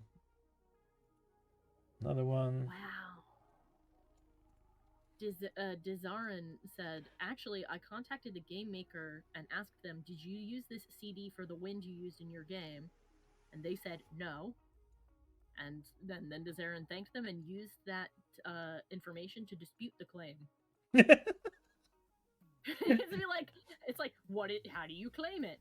I talked with the person that made the game. Oh, you think you're gonna rip me off? I will not let this stand. Oh, I aspire to that level of That's really smart, and that's exactly the thing that you are supposed to do. Exactly. Unfortunately, with like a lot of titles, you'll have to do your own independent research into that. Yeah, not like flat earthers, please. Don't be one of those guys. Yeah. But when it comes to indie game people, if you ask them questions, they'll usually get back to you. Yeah, and the thing If is, you're like trying to figure, indies are people, are not companies. yeah, at least most of the time. At least until controversy begins, like whatever craziness is happening with the Poppy Playtime people. Yeah. I have not heard the finer details of that, but apparently it's come out that the IP holders are being not nice to the people who are actually making their game. So I don't know the finer details, but a lot of people are really peeved about how they're being treated. So that's no bueno. No, it's not. Oh wow, the creator of the game followed Dazaran on Twitter after that email. That's really cool. That's one of those times where you like double take. You're like, I'm sorry, the creator of the thing that I like is following me. What? The only thing that would blow your mind more is like one day meeting them and being like, "Oh, I love your stuff," and they're like, "Yeah, I like yours too," and you're like, "You know, you what? Do I exist? Oh my god." Okay, good night, Fairfield. Fairfield's heading off to bed. Take care. Thank you for keeping us company. Mm-hmm. I'm like, but I'm nobody. How can you know me? Like, I've seen your stuff. I like it. You're like, oh my god. I can die happy now. Thank you. Goodbye. I have to go sit down for a while. My mind has been blown. Yeah, it's beautiful when that happens. It's like, oh, Mm-hmm. so you're a real person. You exist in the real world, and so do I. God, that's happened with my friend Peter. I am jealous of his ability to socialize with people he does not even like he's friends with so many voice actors and artists who have worked on all kinds of games, including like Overwatch and stuff, where he'll just like send them a cheerful message and go, "I made a fan thing. Here, have a look." And somehow they definitely like they go and they look at it and they're like, "Hey, let's chat." And he's like, "Hell yeah, let's chat." I'm like, "How did you do that?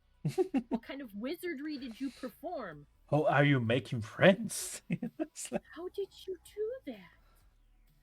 He's like, "I just talked to them." I'm like, "Yeah, but they're like people who work on a AAA game. They're busy. You sent them fan art and they went to look at it and then talk to you?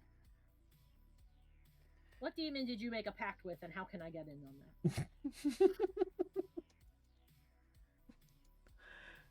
Oh, Dazaren said, let me rephrase. I meant that I contacted them via Twitter for the info. Oh, I see. Okay. That's still cool that still. they chatted with you though. Oh my goodness. Oh, Yeah. and as a result they followed her, and she was already following them. Okay. Oh, I see. That's still really cool though. For them to have a chat with you and then decide that they're gonna give you a follow.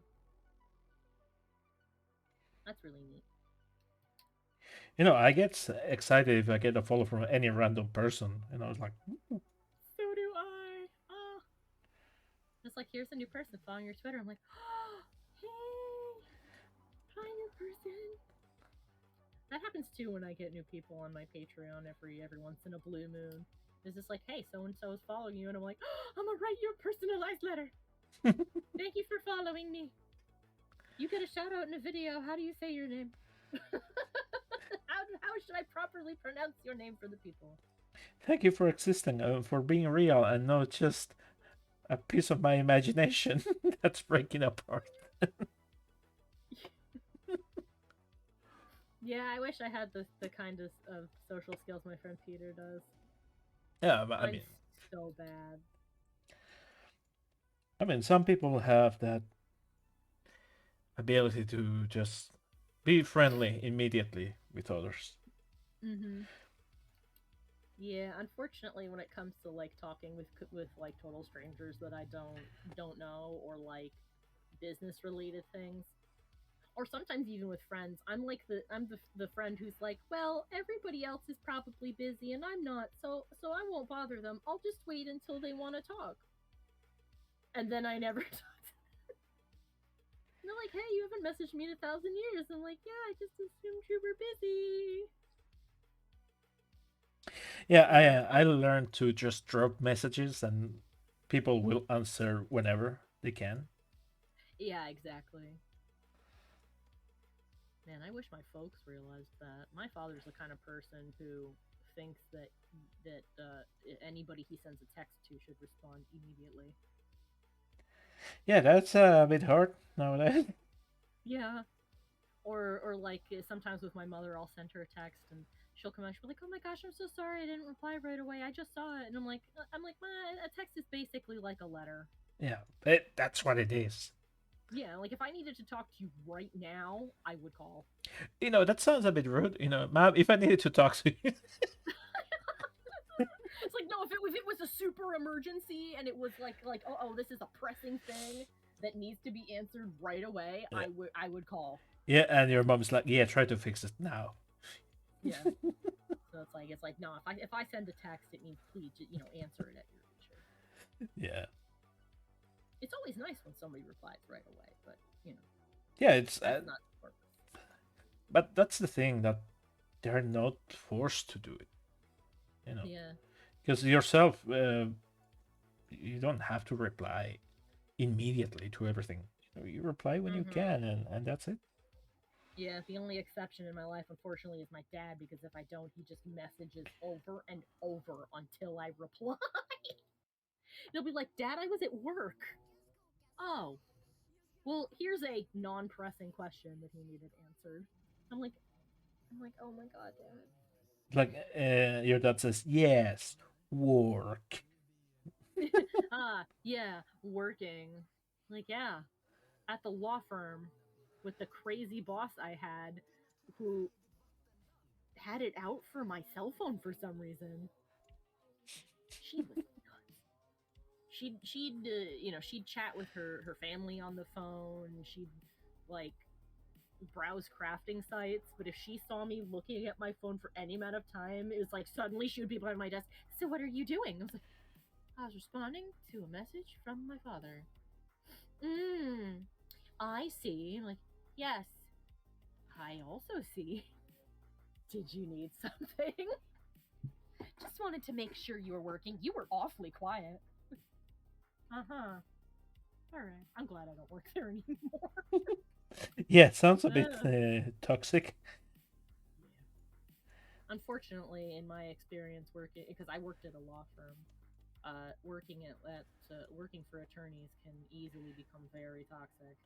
Better call Alex.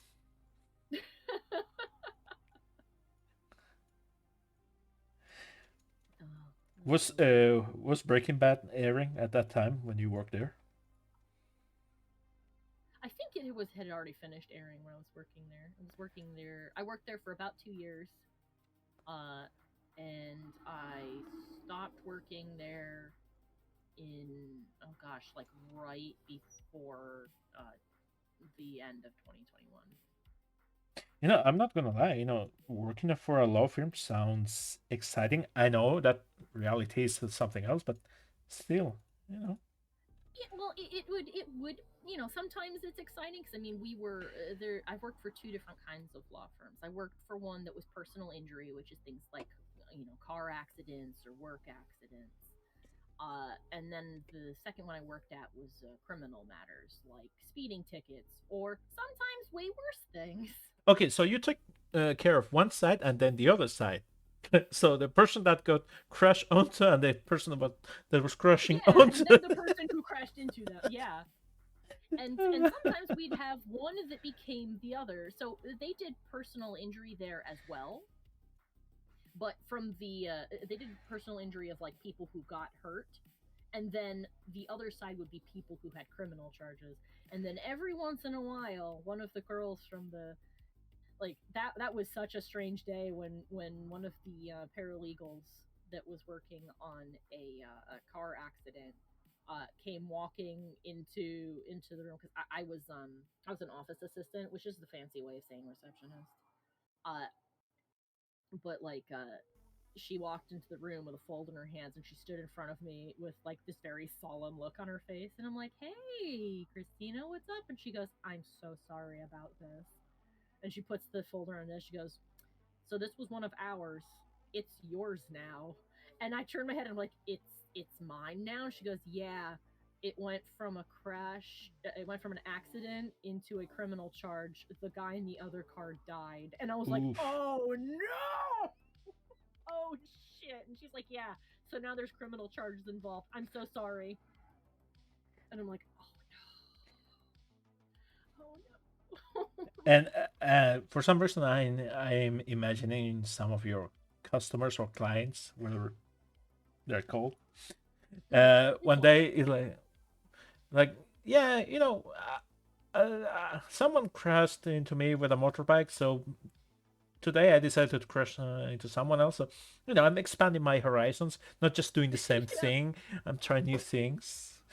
Yeah, we had obviously for legal reasons can't mention personal things, but I can mention some of the stranger ones we got in like vague detail. I think the weirdest personal injury we got is one that somehow did not become a criminal charge, and it really should have. Okay. uh and the only reason it didn't is because the thing he had done was not part of the original accident. And so the accident was is that a guy had been on a motorcycle and he was driving and somebody cut across a lane and hit him. And we had video footage of that. And I saw it because I was the only one who could figure out how to open the file, because everybody always sends us files that cannot be opened in an easy way. Of So they course. called Alex. Somehow I was tech support. But uh, partway through, uh, the girl who was working on it, Christina, called me into her office, and she's like, "You remember that guy who you helped me with the video?" And I'm like, "Yeah." And she goes, "Okay, so I need help opening these medical files because those were also in a weird thing." And she's skimming through them after I open it. And she goes, "Oh my god!" And I'm like, "What?" And she goes, "So his drug tests are in here." And he was on a lot of things, and I'm like, "Uh-oh." And she's like, "Yeah, uh-oh, this might become criminal. This might become your file soon." And it did not. And the only reason it didn't is because that's not what the original charge for the accident had been. And that's the only reason he did not get arrested. Okay, so that person was just really lucky. He was tremendously lucky. The only reason it did not become criminal is that he wasn't to blame for the accident. He really dodged a bullet there, or he or she, Yeah, or I know. or It whatever. was a guy. Oh, well. He really did. He was also incredibly lucky too, because the footage was of the accident was crazy. It had been captured by like a hotel camera, so it was in black and white and it was grainy, and it wasn't the best view. So all you see, you could barely see the other car. We saw enough of it to be able to prove that the car had hit him and not the other way around. But you see the car cutting in front of him as they go past like a tree, and then all of a sudden there's just this spray of like Battery low. and then you just see a guy go flying down the road and tumble into a ditch, and I'm like, "Oh my god, what was that?" And she's like, "That was the guy in the motorcycle." And I'm like, "Holy shit, how is he not dead?" Yeah, I don't know if he had liability and insurance, Grand Halo. uh I obviously he didn't become my file to look after, so Mm. I never knew those specifics about it. Uh, I just remember seeing the footage and being like, "Oh my lord, how did you make it?" I have a question. Yeah. What's a paralegal?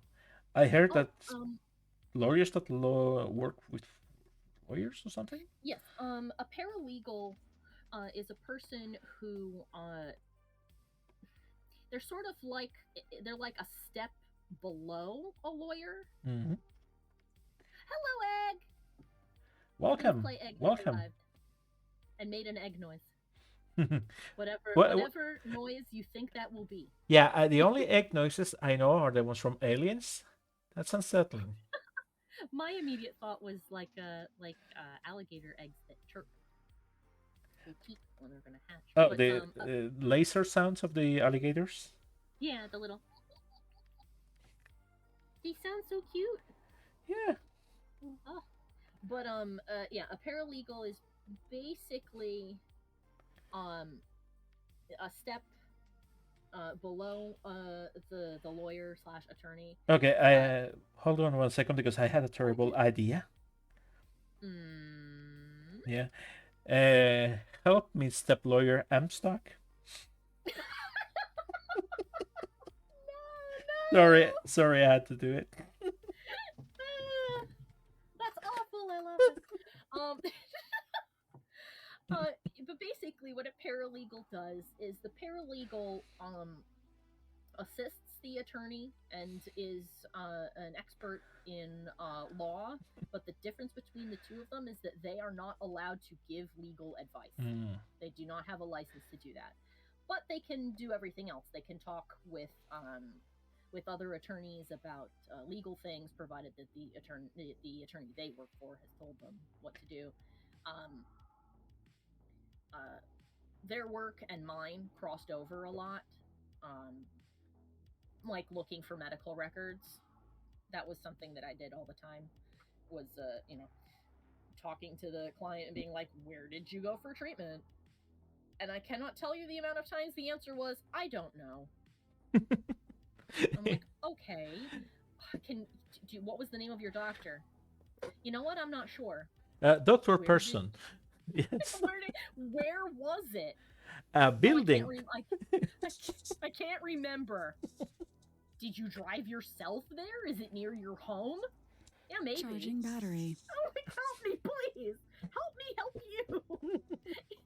If I can't find where you were when you got hurt, I can't ask them for records. And if I can't ask them for records, I can't find out what it cost you. And if I don't know what it cost you, we can't get you your money back. Please help. Bird court. That's pretty good, egg. Parrot legal bird court. So a paralegal will be that kind of person. I cannot advise you to do this thing or that thing, but book of law says that thing. Mm-hmm. To answer your thoughts, Dezarin, yeah, it's not like it would be on like Matlock or something. However, if you can get off the ground as an attorney, you make a lot of money, Okay. and don't have to do a lot of work if you don't want to. Yeah, how's this looking now? Ooh, yeah.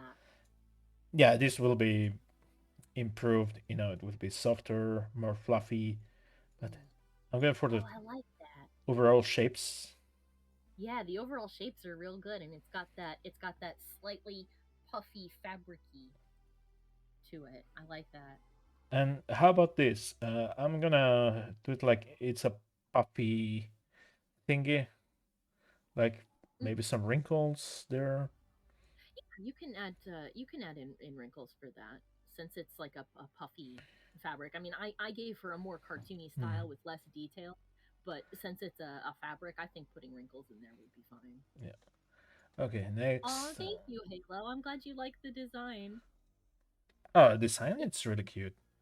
oh, thank you. She's small enough to hug, but in the context of the story, you probably wouldn't want to do that. You would probably get munched by the big sharp monster teeth. The monsters in Monster are not fun to hang out with, but they are cute to look at. Some of them, others are not.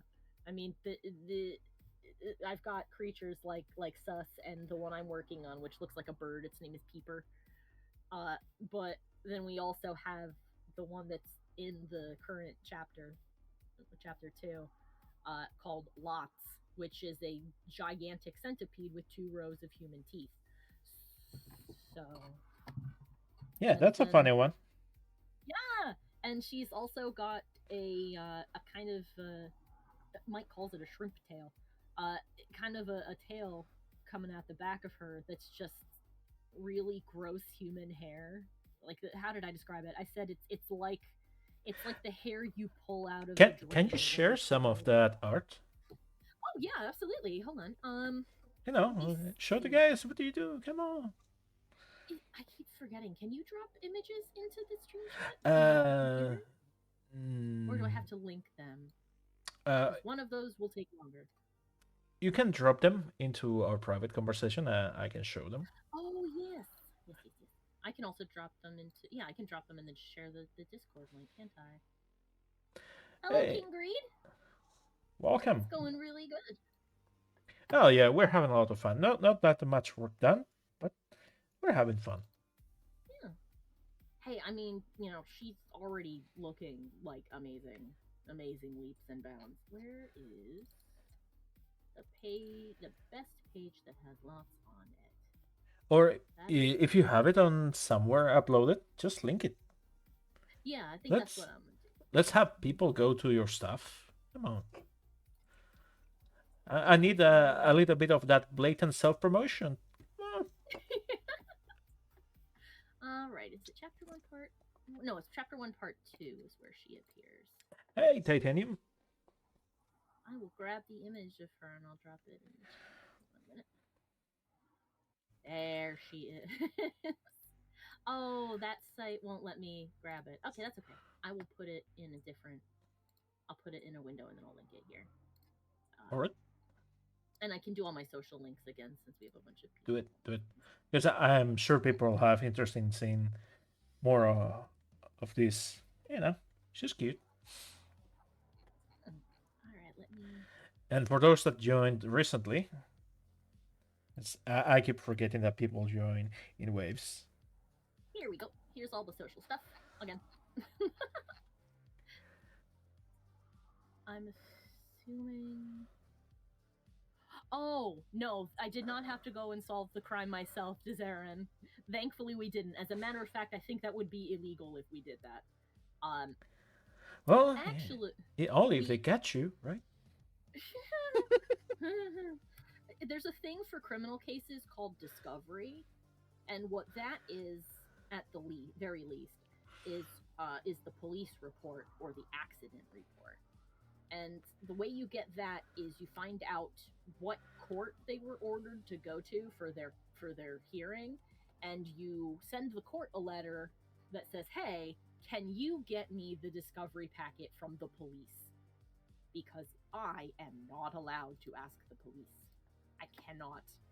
I had a person when we were waiting for one because we were dealing with a police department that liked to wait until the last possible moment, like the day before, to hand in their discovery, which was a huge pain in the ass because we can't do anything till we get it. So we would basically end up going to court with like nothing. Um, but the guy I talked to on the phone was like, I mean, I can't do anything until they get there, but I mean, you could, don't tell anybody I said it, but you could call them and ask. And I turned to my supervisor, the crazy one, and told her what he'd said. And she looked at me, she goes, "Do not call the police department. We cannot do that. That is illegal. Who the hell told you to?" And I'm like, I don't know. He didn't give me his name. And I think that might be why he did not give me his name. It's like when I was living in Spain, I had problems with my router. My internet provider was a good company, actually, but I have some weird issues. It was just doing weird things, and I called the tech support. And the guy says, "Yeah, that's a problem that happens sometimes, and it's due to the firmware that it's sort of up to date, but in a wrong way. So it's a bad firmware. So you should actually downgrade to the previous version because it's more stable. And I said, okay, it makes sense. Yeah. And I asked him, okay, how do I downgrade the firmware? Because this thing auto updates. And the guy goes, yeah, I could not tell you that there's a website with a tutorial, and I should not tell you that this tutorial is really good. And I cannot tell Yeah. you that you have to download there, and it's only a couple of clicks. But I cannot I tell you can't tell you. any of It's that. this guy. Yeah. Uh, Uh, like, I'm gonna drop oh, the. too bad I'll I let didn't you. hear that conversation. I think You're it like, would have been useful. Mm-hmm. I'm dropping in the chat now one of the monster designs. I have so many of them. I'll look for the ones I did over the Halloween event where I designed like 31 monsters. This is the one that's appeared most recently in the comic. Its name is Lots. It is a big centipede. Okay, that loads perfectly. Yeah. Big centipede with a teeth. Oh, do you know an artist called Tom Cardy? Oh, he makes That music. sounds familiar, but it's not registering. Give me a second. I need to link you this then. Okay, Tom Cardy. I love his music. He's really good. And he can do many styles. Oh, cool. Oh gosh, I have so many magical girl designs too for the comic. Also, I participated in an event on Tumblr called Mini Maho March, or Mini Magic March if you want to put that in English. But where they gave us different prompts to design magical girls, and I have one based on a deep sea snail. Let's see. Where are the critters? Where can I link the critters? Okay, I'm gonna toss you this one. The And for posterity's sake, I'll toss it into the chat too, so people can watch it.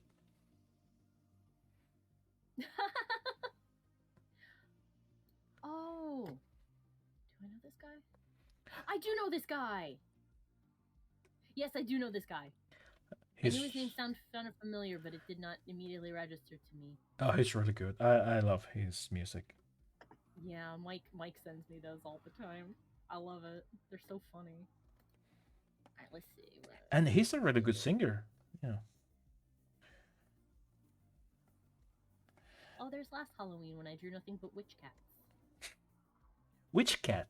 Yeah. Yeah. That one or that one?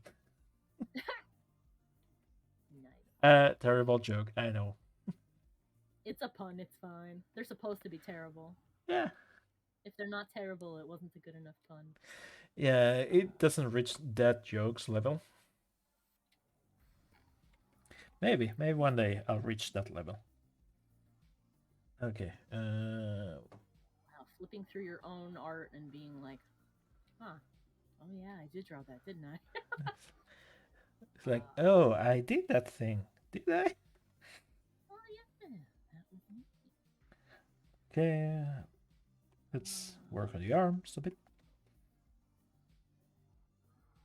Now I'm gonna split it. Here we go. There's Monstober. I found it. It's from 2020. Right when the pandemic punched the world in the face. And other places too, Yeah, More like it did a combo, let me put. That picture looks awesome. Thank you, King Greed. I will spam the chat in a moment with a whole bunch of other things. Oh yeah, I did speed paint videos for these too, and those are also in these posts. I guess I should probably give a heads up warning to people that there is some body horror in these. For example, there is an insectoid creature burrowed inside of a human tooth and stuff like that. So just be aware that those things are in some of these images. And if those make you uncomfortable, scroll past them quickly. Well, pucker up. I know you said buckle up, but for some reason No, I no. heard pucker up. I Oh, said, you did say pucker up. yeah, I did say Oh that. my goodness. Oh my god. He will not protect you. Evil thing. Or my favorite one. Who the hell thinks that sent me? Oh my god. Who the hell do you think hear that you. that was sending me here? Oh, it does kind of have a Killer Clowns from Outer Space vibe. You're right. Oh, I've reached the character limit.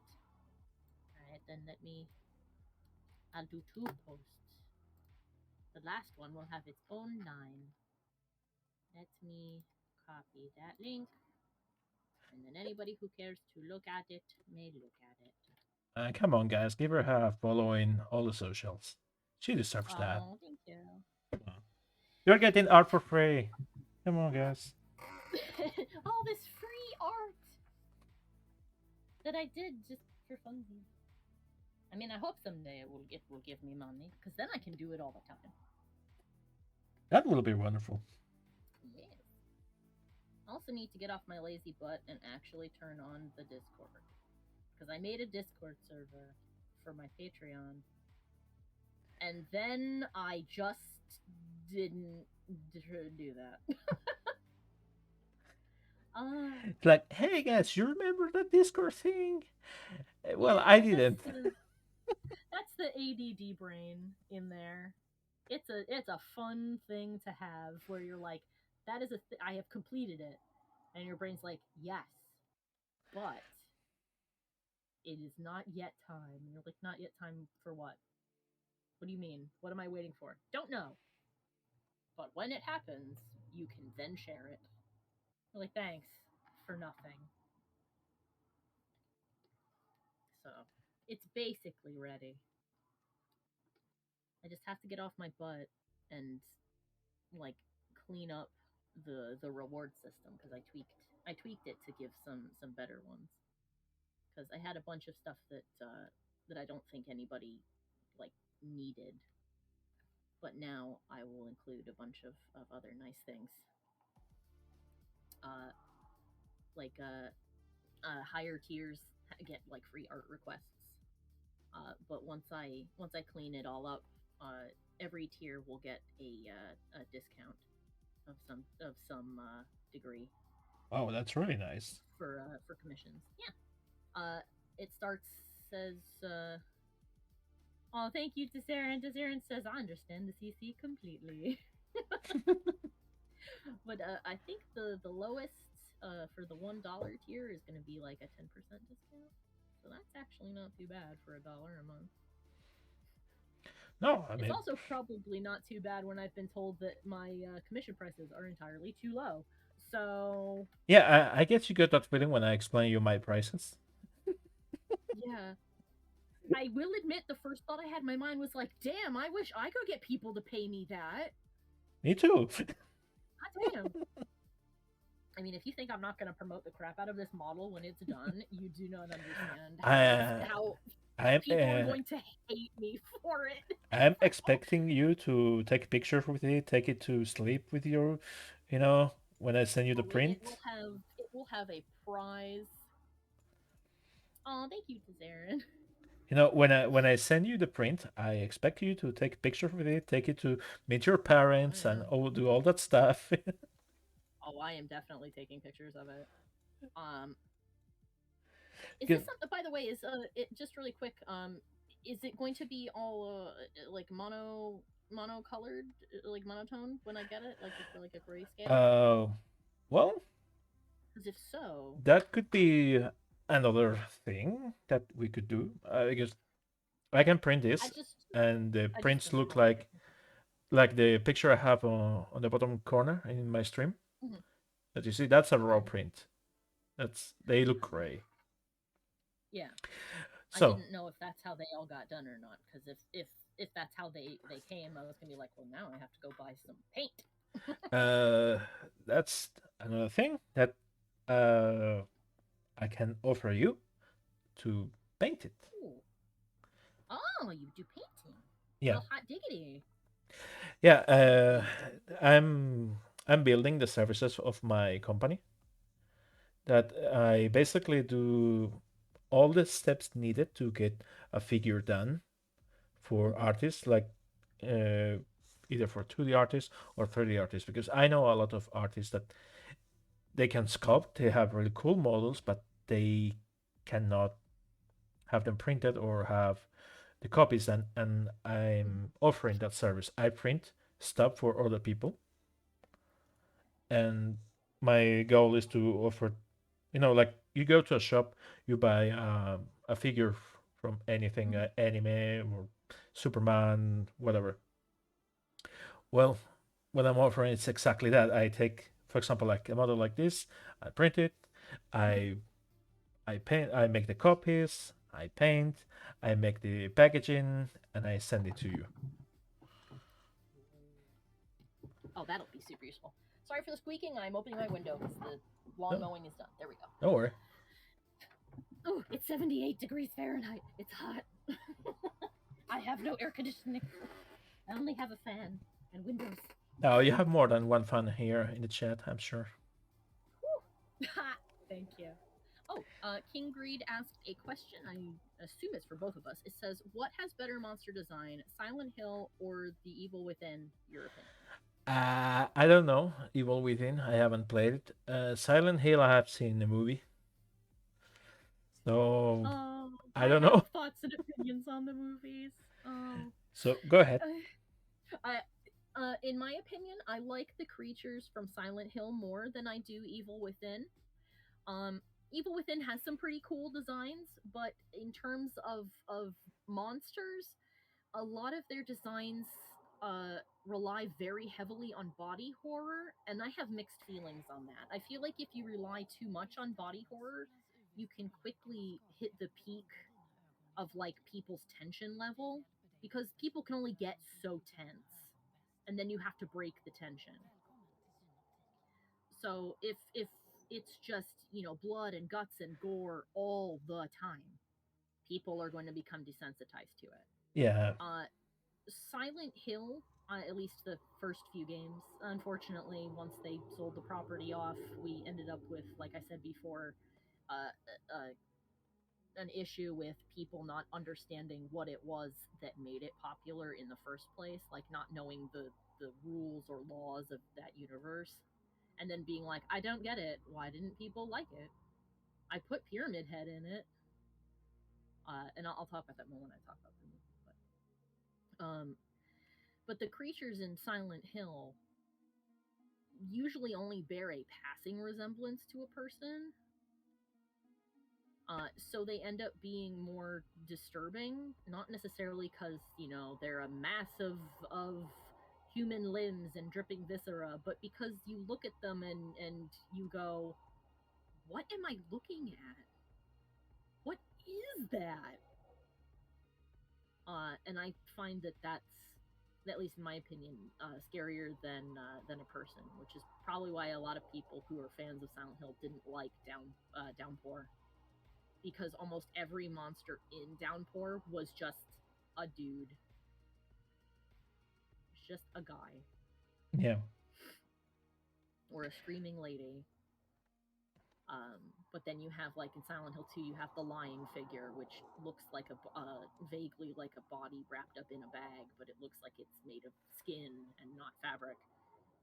And it's lying in two senses, like it's laying on the floor, and it's lying in that it is acting like it is dead, but it is not. And when you get close to it, it will either haul itself to its feet and try to throw up on you, or it will kick up its concerningly high heeled shoe feet and slide around on the floor like a frantic cockroach.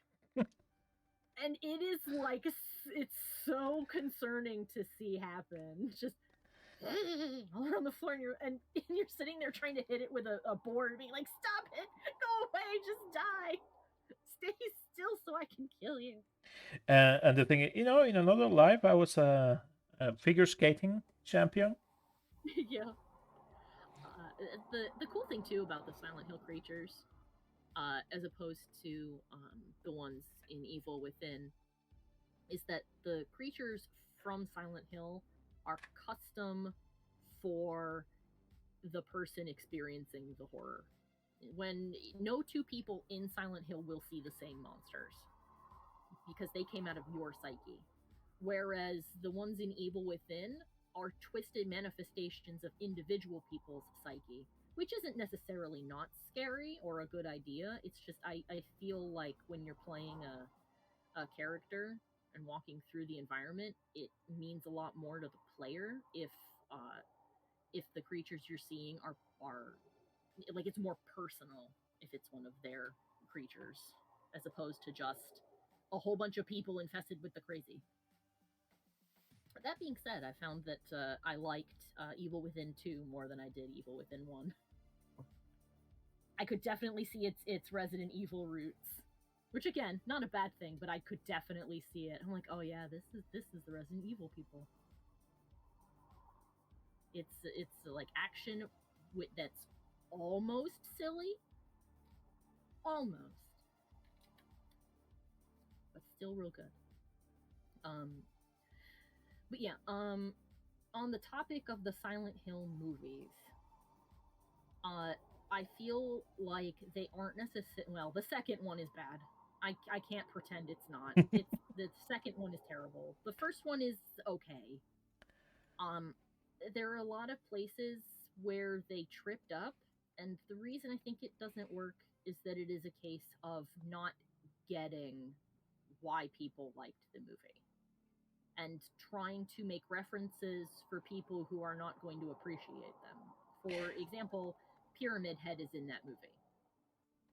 Uh, Pyramid Head is in that movie as a nod to the fans because fans like Pyramid Head. one second. Wasn't Pyramid Head in Resident Evil something something Afterlife? I think. If he was, it was as a guest character. Pyramid Head is from Silent Hill 2, also known as the Red Pyramid, and he is James's personal boogeyman. So the fact that he appears in that movie is a nod to fans of Silent Hill, and when they see that, they're going to go, "Well, what the hell is he doing here?" And for a person who isn't a fan of Silent Hill and is walking in here the first time, when they see him, saunter on by and appear only a couple of times, they're gonna go, "Wonder what that was." Um, Yeah. it was also to me very, yeah, to me it was very obvious that the people who made that movie wanted to make a Silent Hill 2 movie, but probably were told you can't make two until you've made one. Well, for that I have there was a comedy, a Spanish comedy that was called Vivancos 3. If you like it, we will make the previous two. That was the title of the movie. If you like it, we will do the other one. If you like it, we will make a sequel of the movie. Amazing. But yeah, the second I saw the second Silent Hill movie on my birthday, and everything in it was wrong. And it's wrong in a weird way, because this is again something I didn't understand why they would do it. Like it bugged me when I first saw it, but I didn't have enough uh oh god, what do you want to call it? The thing where you like the ability to analyze media that you're watching. I didn't have a lot of skill in that, so I couldn't articulate why it bothered me. But there were things like the little girl in Silent Hill 1's name is Cheryl. They changed her name in the movie to Sharon, and you're like, okay, well, I mean, changing a character's name a little bit isn't a big deal, but why? Why did you change it? Uh, the main character of the first Silent Hill is supposed to be is Henry Mason. He is Cheryl's adopted father,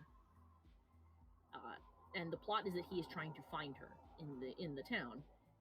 But in the movie, they changed him into a woman because they felt that a parent looking for their child was a female thing to do and not a male thing to do.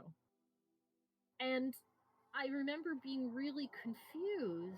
Because parents, the fathers, they don't love their children. Yeah, That's a thing. Yeah. I mean, shouldn't like did your dads not care about you? What?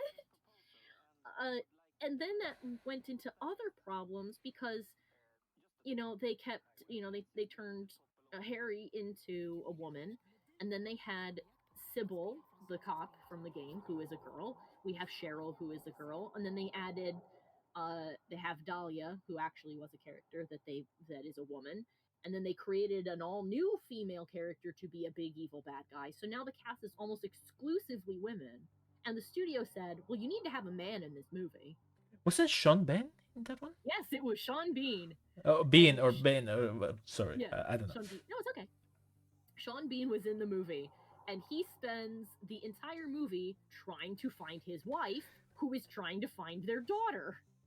So the movie keeps snapping the pace in half to go and see what Sean Bean is up to. And what Sean Bean is up to is Sean Bean is wandering the streets of the normal part of Silent Hill, going, I wonder where my wife is. And that's it.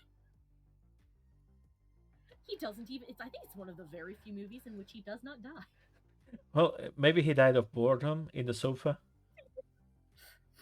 He dies in the second one. He's just, Oh yeah. I'm No, dying I'm of sorry. boredom. Darren is correct. The father is still Harry, but his role in the narrative now belongs to his wife, whose name I have completely forgotten. Yeah, the wife. Yeah, just call her. Yeah. The wife.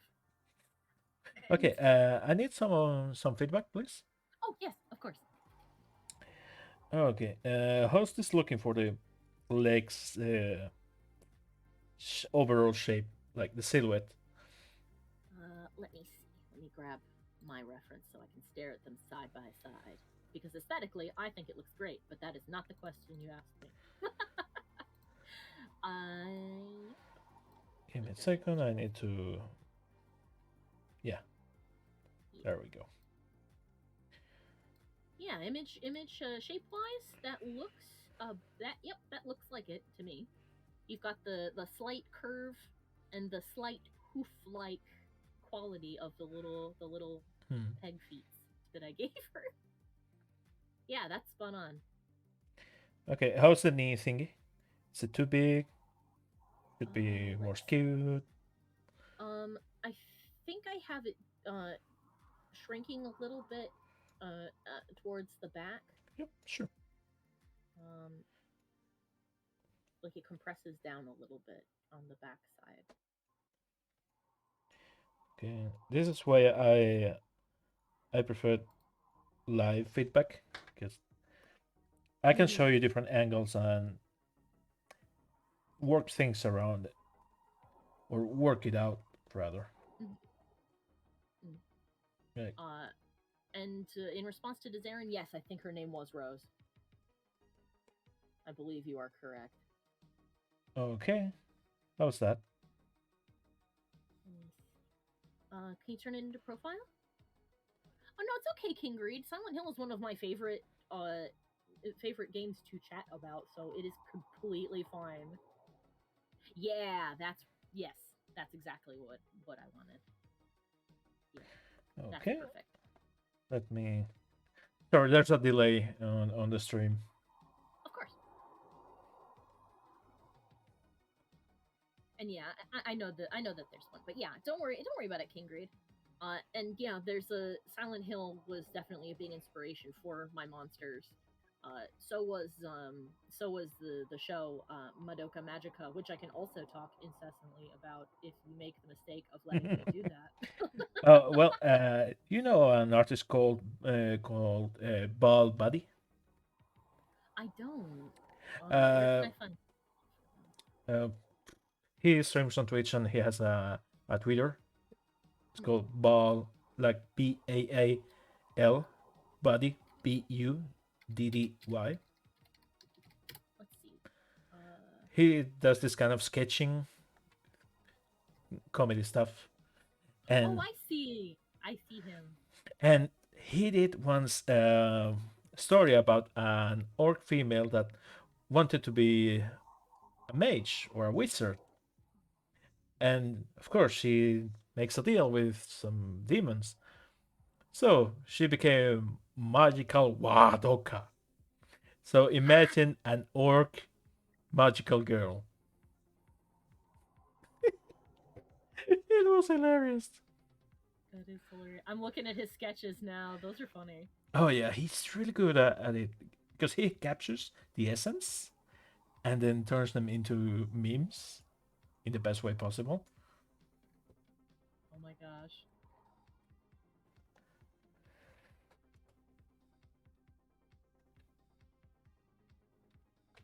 See if I can find it. Uh,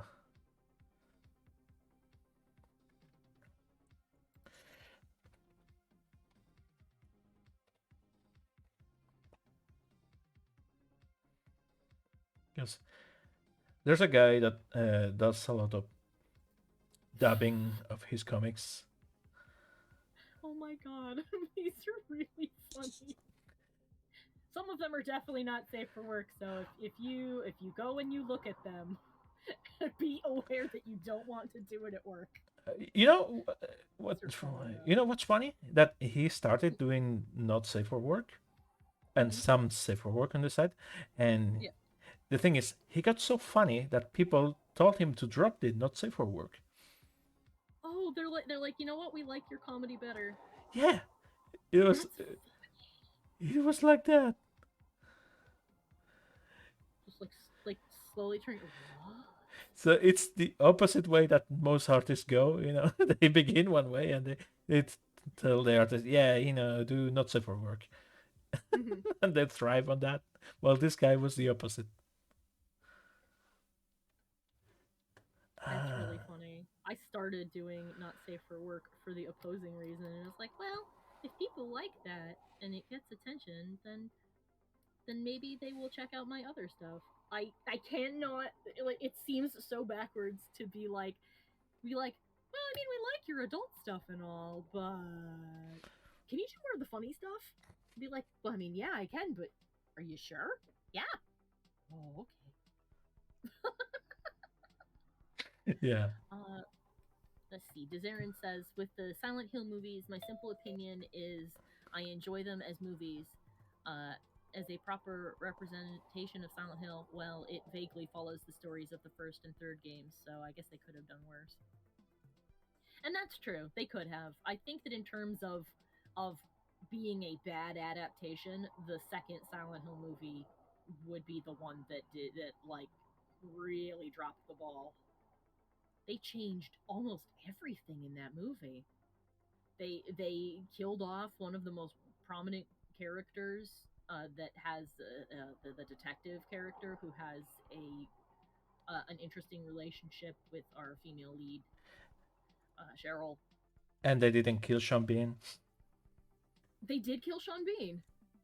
They did. Just yep, they did. Oh, Just like Harry Mason in the games, they killed him off screen on a couch. okay, fine, fine. Which, to be fair, is how it is supposed to happen. Heather comes home to talk to her dad, and he doesn't answer, and that's when she walks in the room and finds out that he has been killed, and it's very sad. That's sad indeed. It's very sad. The plots of those two games are very good. Yeah, I'm Uh, sharing the video with the chat too, so they can watch it. Because this guy, oh my this guy Solution Stories, he does a good job dubbing the comics. Really funny. god. You know, I'm trying to get the people in Ivan's server to do this kind of stuff for the monthly reunions. Oh, that would be funny. I think that would be very fun. And it would actually, it reminds me a little bit of the Snap Cubes uh, live game dub, that they do of all that they've done of like every Sonic game ever. Oh. That's true. There are several epic fights.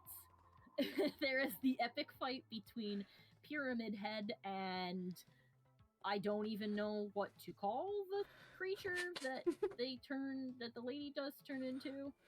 I just know that she has a big old saw in her face. So saw face, Pyramid Head and saw face. And I didn't saw Pyramid that coming. yeah, I didn't see that coming either. I'm like, okay, I mean, you took the idea proposed by the third game that all the monsters Heather saw were actually people, and you ran with it, and that's fine. But what? Why is Pyramid Head a hero? Why was he locked up in the basement? Like, he's not a good guy. Pyramid Head Well, has never been a good guy. he is now. He is now. And like, I don't know, maybe she was supposed to be Vatiel. I don't think so. But the Pyramid Head-esque creature that appears in the third game is called Vatiel, and he is sort of on your side. For example, if your character, the first time that you die, you get a special animation of Heather being dragged away by one leg by Vatiel. So it is implied that anytime you die, he brings you to safety. Not because he cares about what happens to you, Okay. but because he wants to keep the god inside of Heather alive. And that can't happen if Heather is dead. You know, So I just imagine Sundar Pyramid Head. Yes. I didn't do it to save you, Baka. Oh my god, could this be another doodle that Alex does? Sundare Pyramid Head. I mean, Carrying James around. I didn't save you. It's not like I care. Baka.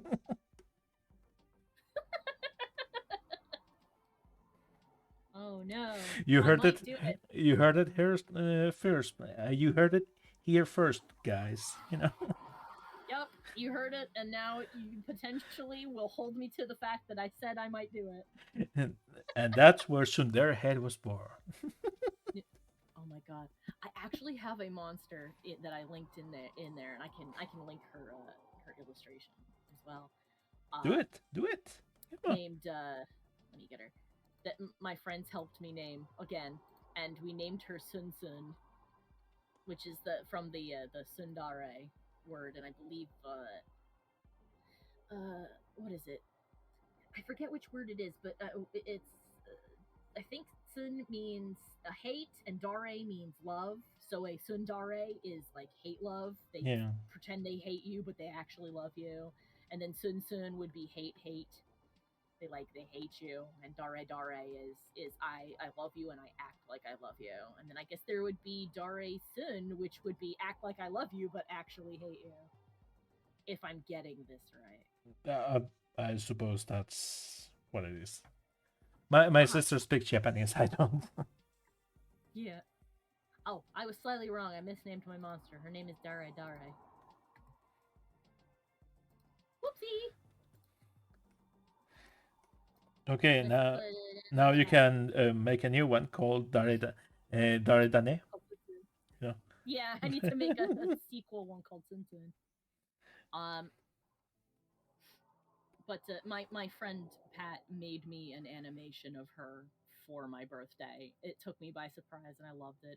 It's a simple animation of Dare popping out from behind like a telephone pole and flipping her meat cleaver in her little pink bubblegum tentacle, and then popping back behind it again. This is amazing. Like the ones that I do as like tongue-in-cheek designs end up becoming some of my favorites. And I'm like, oh no, I like this one. I like Dare. It's so silly. You know, sometimes it's just like that. There are characters that you don't plan them to be loved, but they are loved.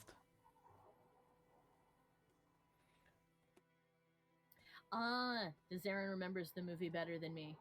I did only see it the one. the one time and went, well, I saw that. In the first movie, they claimed that Pyramid Head was the demon's guardian, so they made him into Vatiel, basically. So essentially, guardian of Alessa, who in the second movie is now Heather slash Sharon. So they kind of made up a reason for him to exist. Okay, so I guess they. So what's kind of weird in those movies, it's coming back to me. Another thing that's weird is that it does not follow the plot of the game. In that, Alessa in the game was basically sacrificed by the cult to birth their god. But in the movie, the cult hates her and calls her a witch and say that she is going to birth a demon and not their god. So it's like the polar opposite of That's the game. a bit of a change, you know. Yeah, it's a change that I do not understand why they chose to do it. It's one of the changes that, like, I mean, I guess as far as movies go, it's maybe not a big deal, but it's so far off from the property that you said you were adapting. I do not understand why they did it. That's weird. Yeah. Sometimes they do this kind of changes and they say it's because of copyright reasons. Like we cannot do this with a character, so we have to do something new. Yeah, and I mean, when you adapt from one media form to another, there's going to be stuff that has to be changed just because it doesn't work like that. Like a movie is not a video game. Yeah. So certain things that were in video games just can't be in the movie. But I don't know, like they had permission from the game company to make the adaptation. So it's weird. Yeah. Thank you, King Greed. A squid yandere with a smile. That's hilarious. I know. I love the little paper plate mask.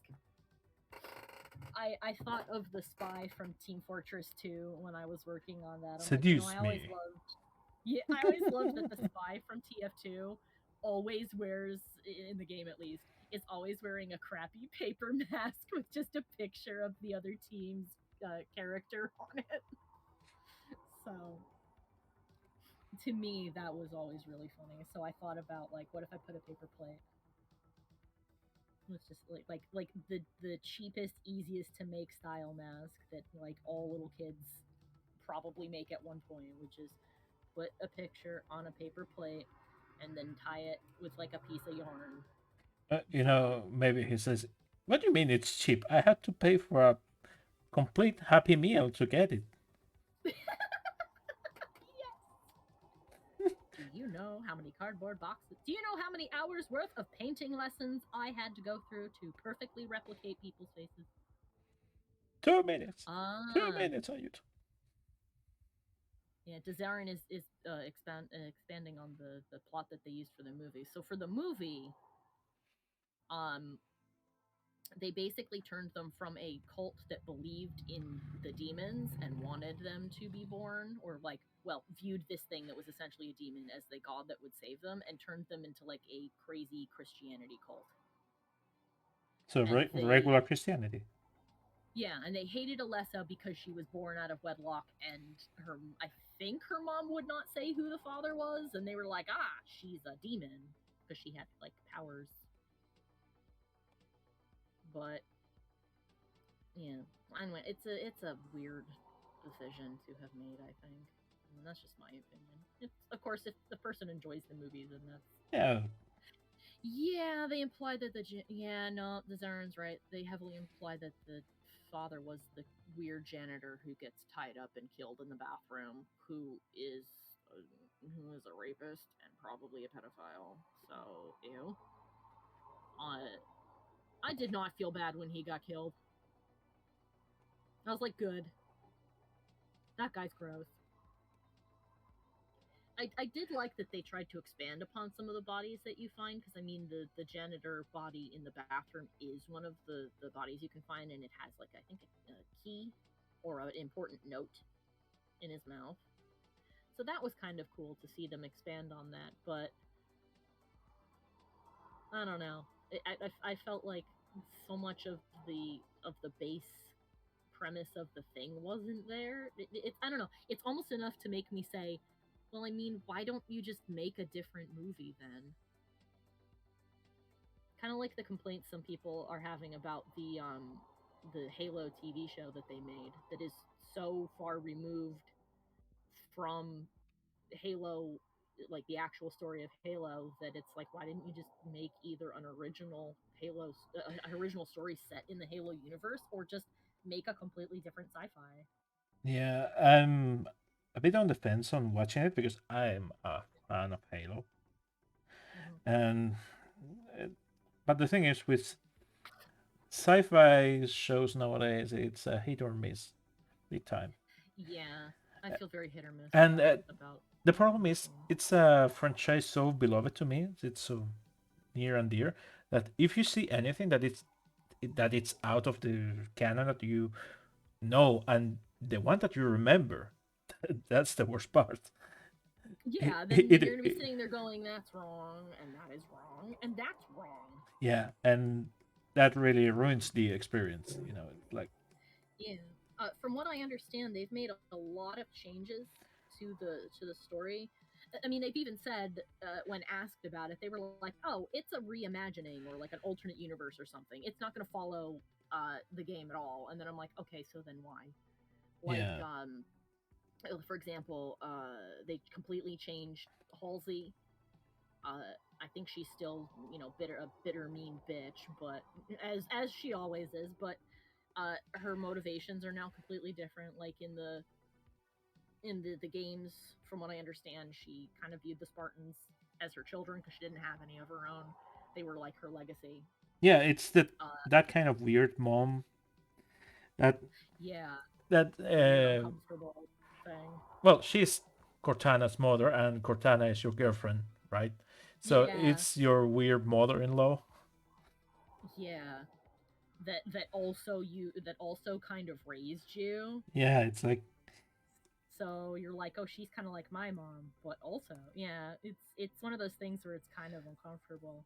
But they changed it so now she was married. I mean, she's divorced to one of the, I forgot his name, but he's one of the captains of one of the ships.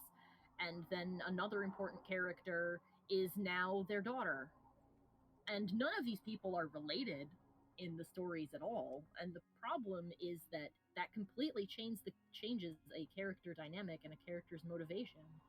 yeah, Like you can't say, oh, she's, she seems like a cold and bitter bitch and she's definitely a nasty person, because what she's done is completely unforgivable. But when when you break her down to her core elements and motivations, it's never been because I'm mad at my ex, or like it's like she doesn't have this baggage, but now she does. Whether you want her to or not, it's going to come up. Um, yeah, Zaren's right. When it comes down to the why, it always is just about having the name attached to get viewers. No, that's completely right. yeah, And also this thing that I am dubbing Game of Thrones syndrome, which is that every show wants to be the next Game of Thrones, yeah, because it's and they a tend, money-making machine, and that's what the yeah, networks people want. loved it, and it made a shit ton of money. Uh, this crewmate looks pretty sus, says Titanium. Thank you. The character's name is actually sus.e because one of my friends said she looks like an Among Us. Well, She looks uber sus. she does. She does. That's funny. Oh my god. The name was chosen correctly. Uh, By the way, what do you the, think about the backpack? I'm sort let of me see. doing a bit different thingy. Let me see. I think you've got it curving out a bit. Let me see what it looks like on my reference. Pulling the reference back up. Yeah, yeah, Yeah, in the reference I have it kind of sticking out like a little chunky box, and you've got it curving a little more. Can you turn it into profile? sure.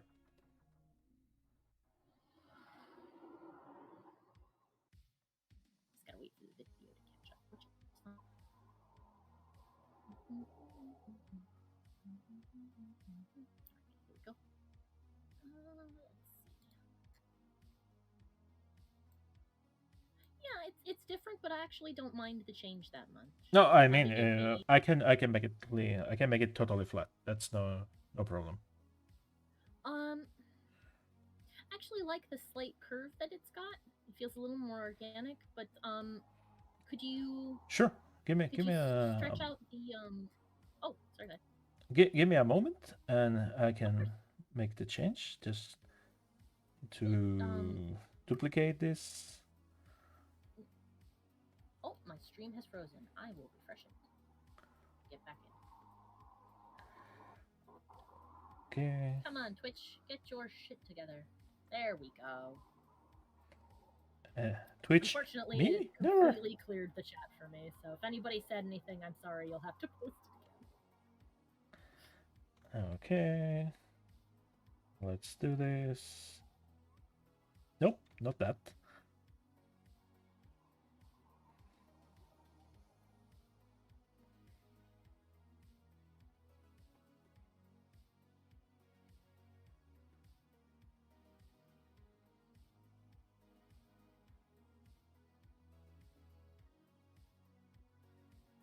Let's see. Could we have the top pull out a little more and then taper down toward the bottom? Yeah, give me 1 second. Of course. Yeah, I'm gonna share it directly with you. Oh, okay. So I don't have to wait for the thing to catch up. Okay. I see the stream. Or well, I see your share screen.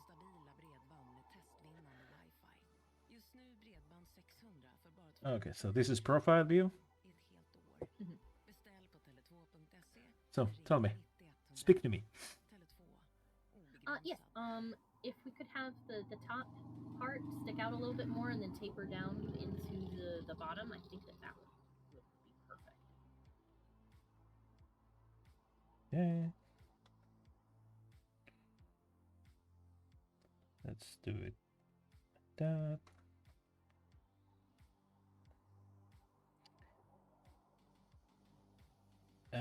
No, why are you doing that, Cyrus? Like any program, because it wanted to. Okay, so something like this? Yeah, like that. That's perfect. Oh, Titanium says good night. Good night, Good Titanium. night. Take care. Thank you for coming. Yeah. Okay. Okay. Let's see. Back view. Okay, back view.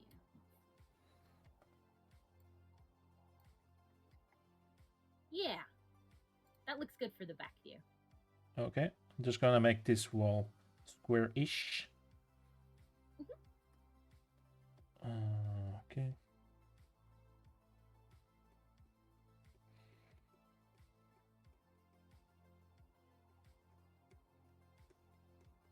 The smoothing. This is not smoothing. It's flattening. Oh, flatten. Yeah, it's called flattening in Blender. Here it's called frame dynamic. Aha. But they do the same thing. Okay. Yeah, I've made use of that working on the finer wrinkles in the hood on Peeper.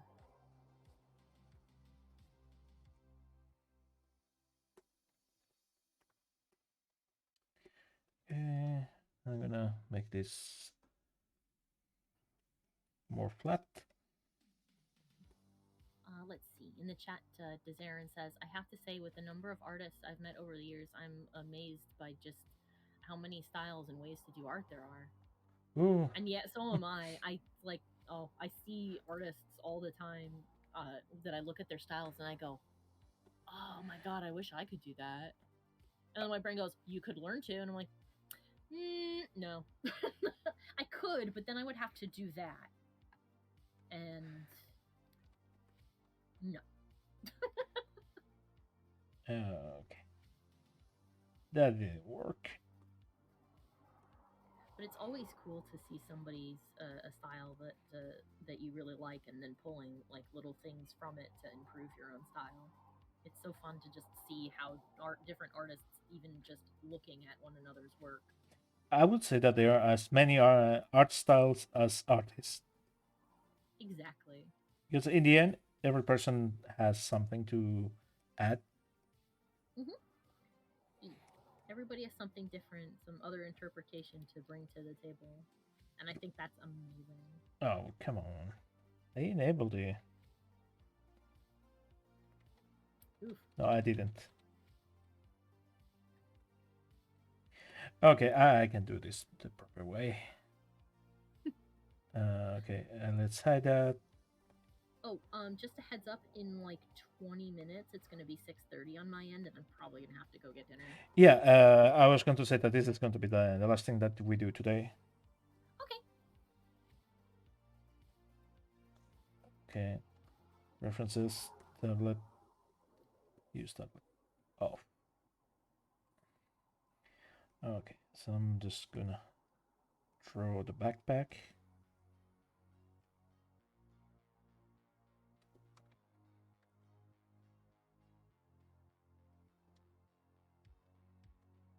And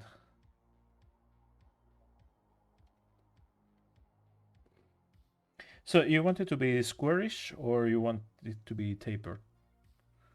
Um, yeah, having it taper a little bit towards the bottom, not like an extreme amount, but a little bit, I think is good. Sure thing. Yeah. How's that? Yeah, that's good. You like the square corners or you want them round? Slightly rounded, I think. Yeah. Okay, I can fix that later. Mhm. Okay, for now, I can do this. The extract. Yeah, looking at her design, I think I tried to avoid uh, sharp edges if possible, which I think just lends to the unassuming design, where it's like, oh, it's cute. Oh, it eats people. Okay. I mean, it probably eats people. Most of the monsters probably would eat people Yeah. if Yeah. uh, if push came to shove. Okay. They wouldn't get anything out of it, but they'd do it. Let's see, polygroups.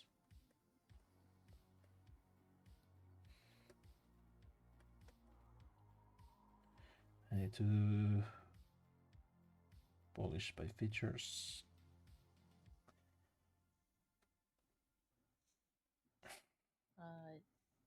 Dezarin says, just among the people I know, I see your awesome art, CC. Oh, thank you.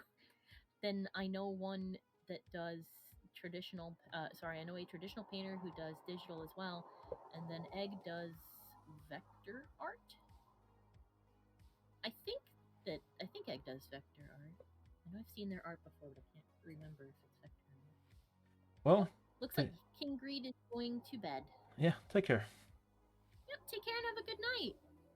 Thank And you I for the hope I do company. see you next time. Thank you. Okay. Oh, I love return viewers. It's so nice. Okay. You see them and you're like, oh, it's you. Ooh. How's that looking? Yeah, I like that. You like the inwards here or want it outwards? Let's see. In her design, it was outward, but I actually like that inward. Okay. Yeah, I want to keep it like that. Okay, I'm just gonna do a bit of polish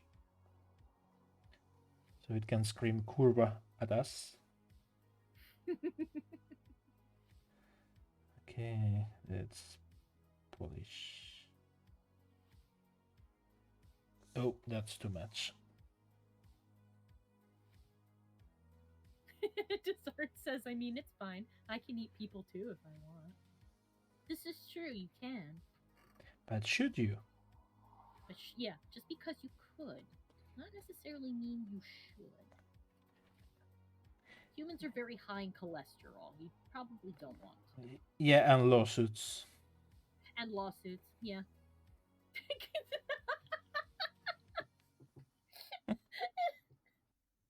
It's two things: dietary issues and lawsuits. Yeah.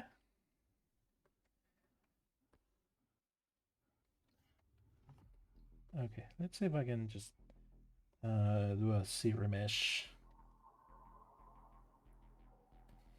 I mean, my friends were having a discussion, a very strange discussion this morning about whether or not it was legal for a pet to eat their deceased owner.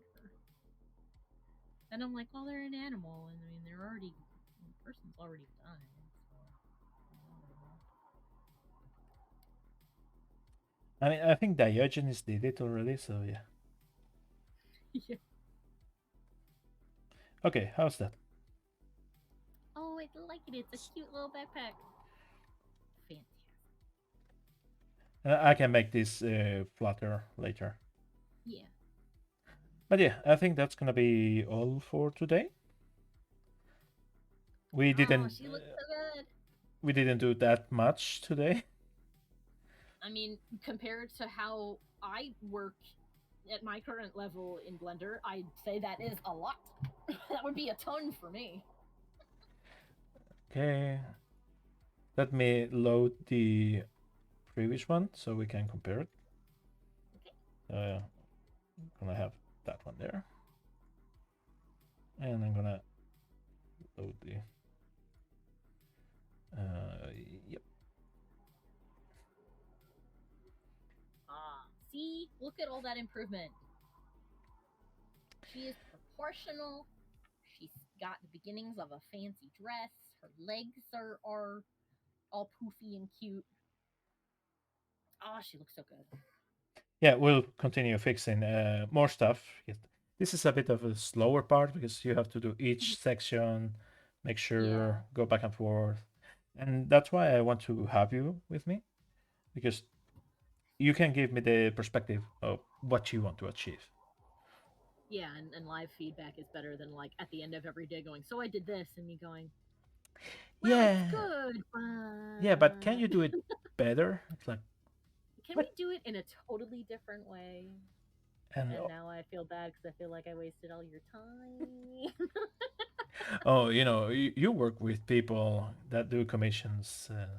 Well, you do commissions yourself, Yeah, so I you do. you know how people are. Yeah, that's why when I was getting ready, I'm like, oh, if I'm gonna commission somebody, uh, instead of it being like a full-on collaboration like this, I need to make sure that I know exactly what I want and how to explain it to them and not be a big pain in the ass because I don't want to be that person. Or you Don't can be go, that oh, commissioner. I'm gonna be a full bitch about it. Be a complete, yeah. Well, it was funny when I was saying, I'm like, okay, so when I give feedback, I gotta be real precise and not be a jerk. And Mike's like, well, I don't think you're gonna be a jerk, but I mean, you're paying them, right? So just flat out tell them what you want. Yeah. Like, I don't want to be mean. It's like you're not being mean if you're telling them you're giving them money, a lot of money. They should do what you're asking them to do. No, but Like that's I'm true. liking the progress. Yeah, I'm liking it too. She's shaping up. Okay. Thank you everybody for joining us. Would like to do this every Friday. Yeah, So I think I'm free every. Let's see, I might have a doctor's appointment next Friday. Oh, 1 minute. Answering. I was gonna check my calendar, and then I ended up having to answer a text. I was asked if pizza would be good for dinner, and yes, I will have pizza. who Now that I have wouldn't? answered them an hour after they asked me. Let's see. Yeah, this area.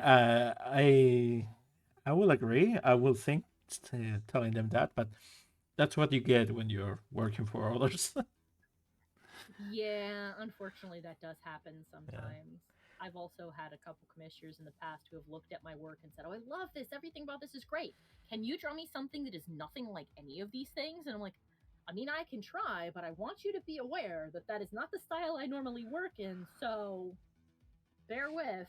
Yeah. And then they're like, "Well, why can't you just do it?" Oh, how do I And explain to you? I tell them, okay, then you do it. Yeah, and you. Uh, I also checked my schedule and I'm good for Friday. My doctor's appointment is if we're doing it at the same time, then I will have no issues. Okay, then Because mine's way earlier than let's do it same time. next Friday. Same time, same channel. Yeah, pretty much. Or maybe you could host, and I could be Oh the my gosh. guest one of these days. On the Twitch that I need to like actually start using.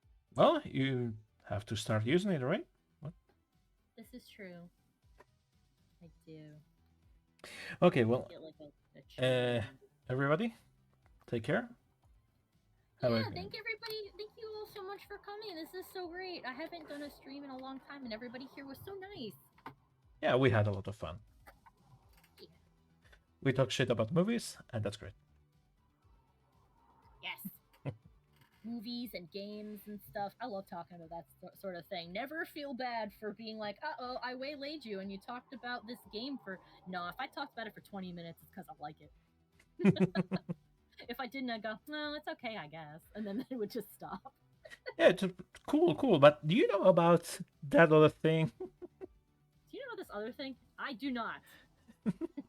Ends. Oh.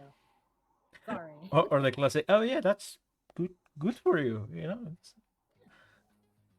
I try to be nice about it because I never liked being the kind of person who's like, it's crap. Like, even if I think that it's hot garbage, I never am mad at anybody for liking it. It's totally fine. Or you can go. Let me find a picture really quick. It's like, oh, it's okay that you like it, but you're wrong. It's okay to be wrong sometimes. Let's see. Was this one? Yeah. Don't be this kid, Stop liking what I don't like.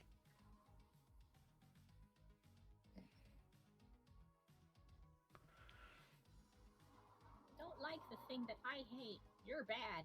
No. That's such a good picture. I love children. They make the best faces. Yeah. Or this one. Stop liking what I don't like. Okay. So good. Right. Yeah. That's gonna be. That's gonna be. Real. Yes. Oh, Okay. alrighty. See you guys next Friday. Yep. Take care, everybody. Alfonso, mamón, ahora llegas, ahora que estoy cerrando el stream. ¿Serás hijo de la grandísima? It's a friend of mine that just joined the stream. Oh, right at the end. Right at the end. I've done that so many times. Like, I'm here. It's like, oh, we were leaving. Oh, shit. Yeah, we were leaving 20 minutes ago. Oops. But it's okay. We'll be here next time at the same time, so. Yeah. If they pop in, then that'll be great. Yeah, we'll play it by ear, right? Yeah, exactly. Alrighty, bye-bye, everybody. Bye. Take care.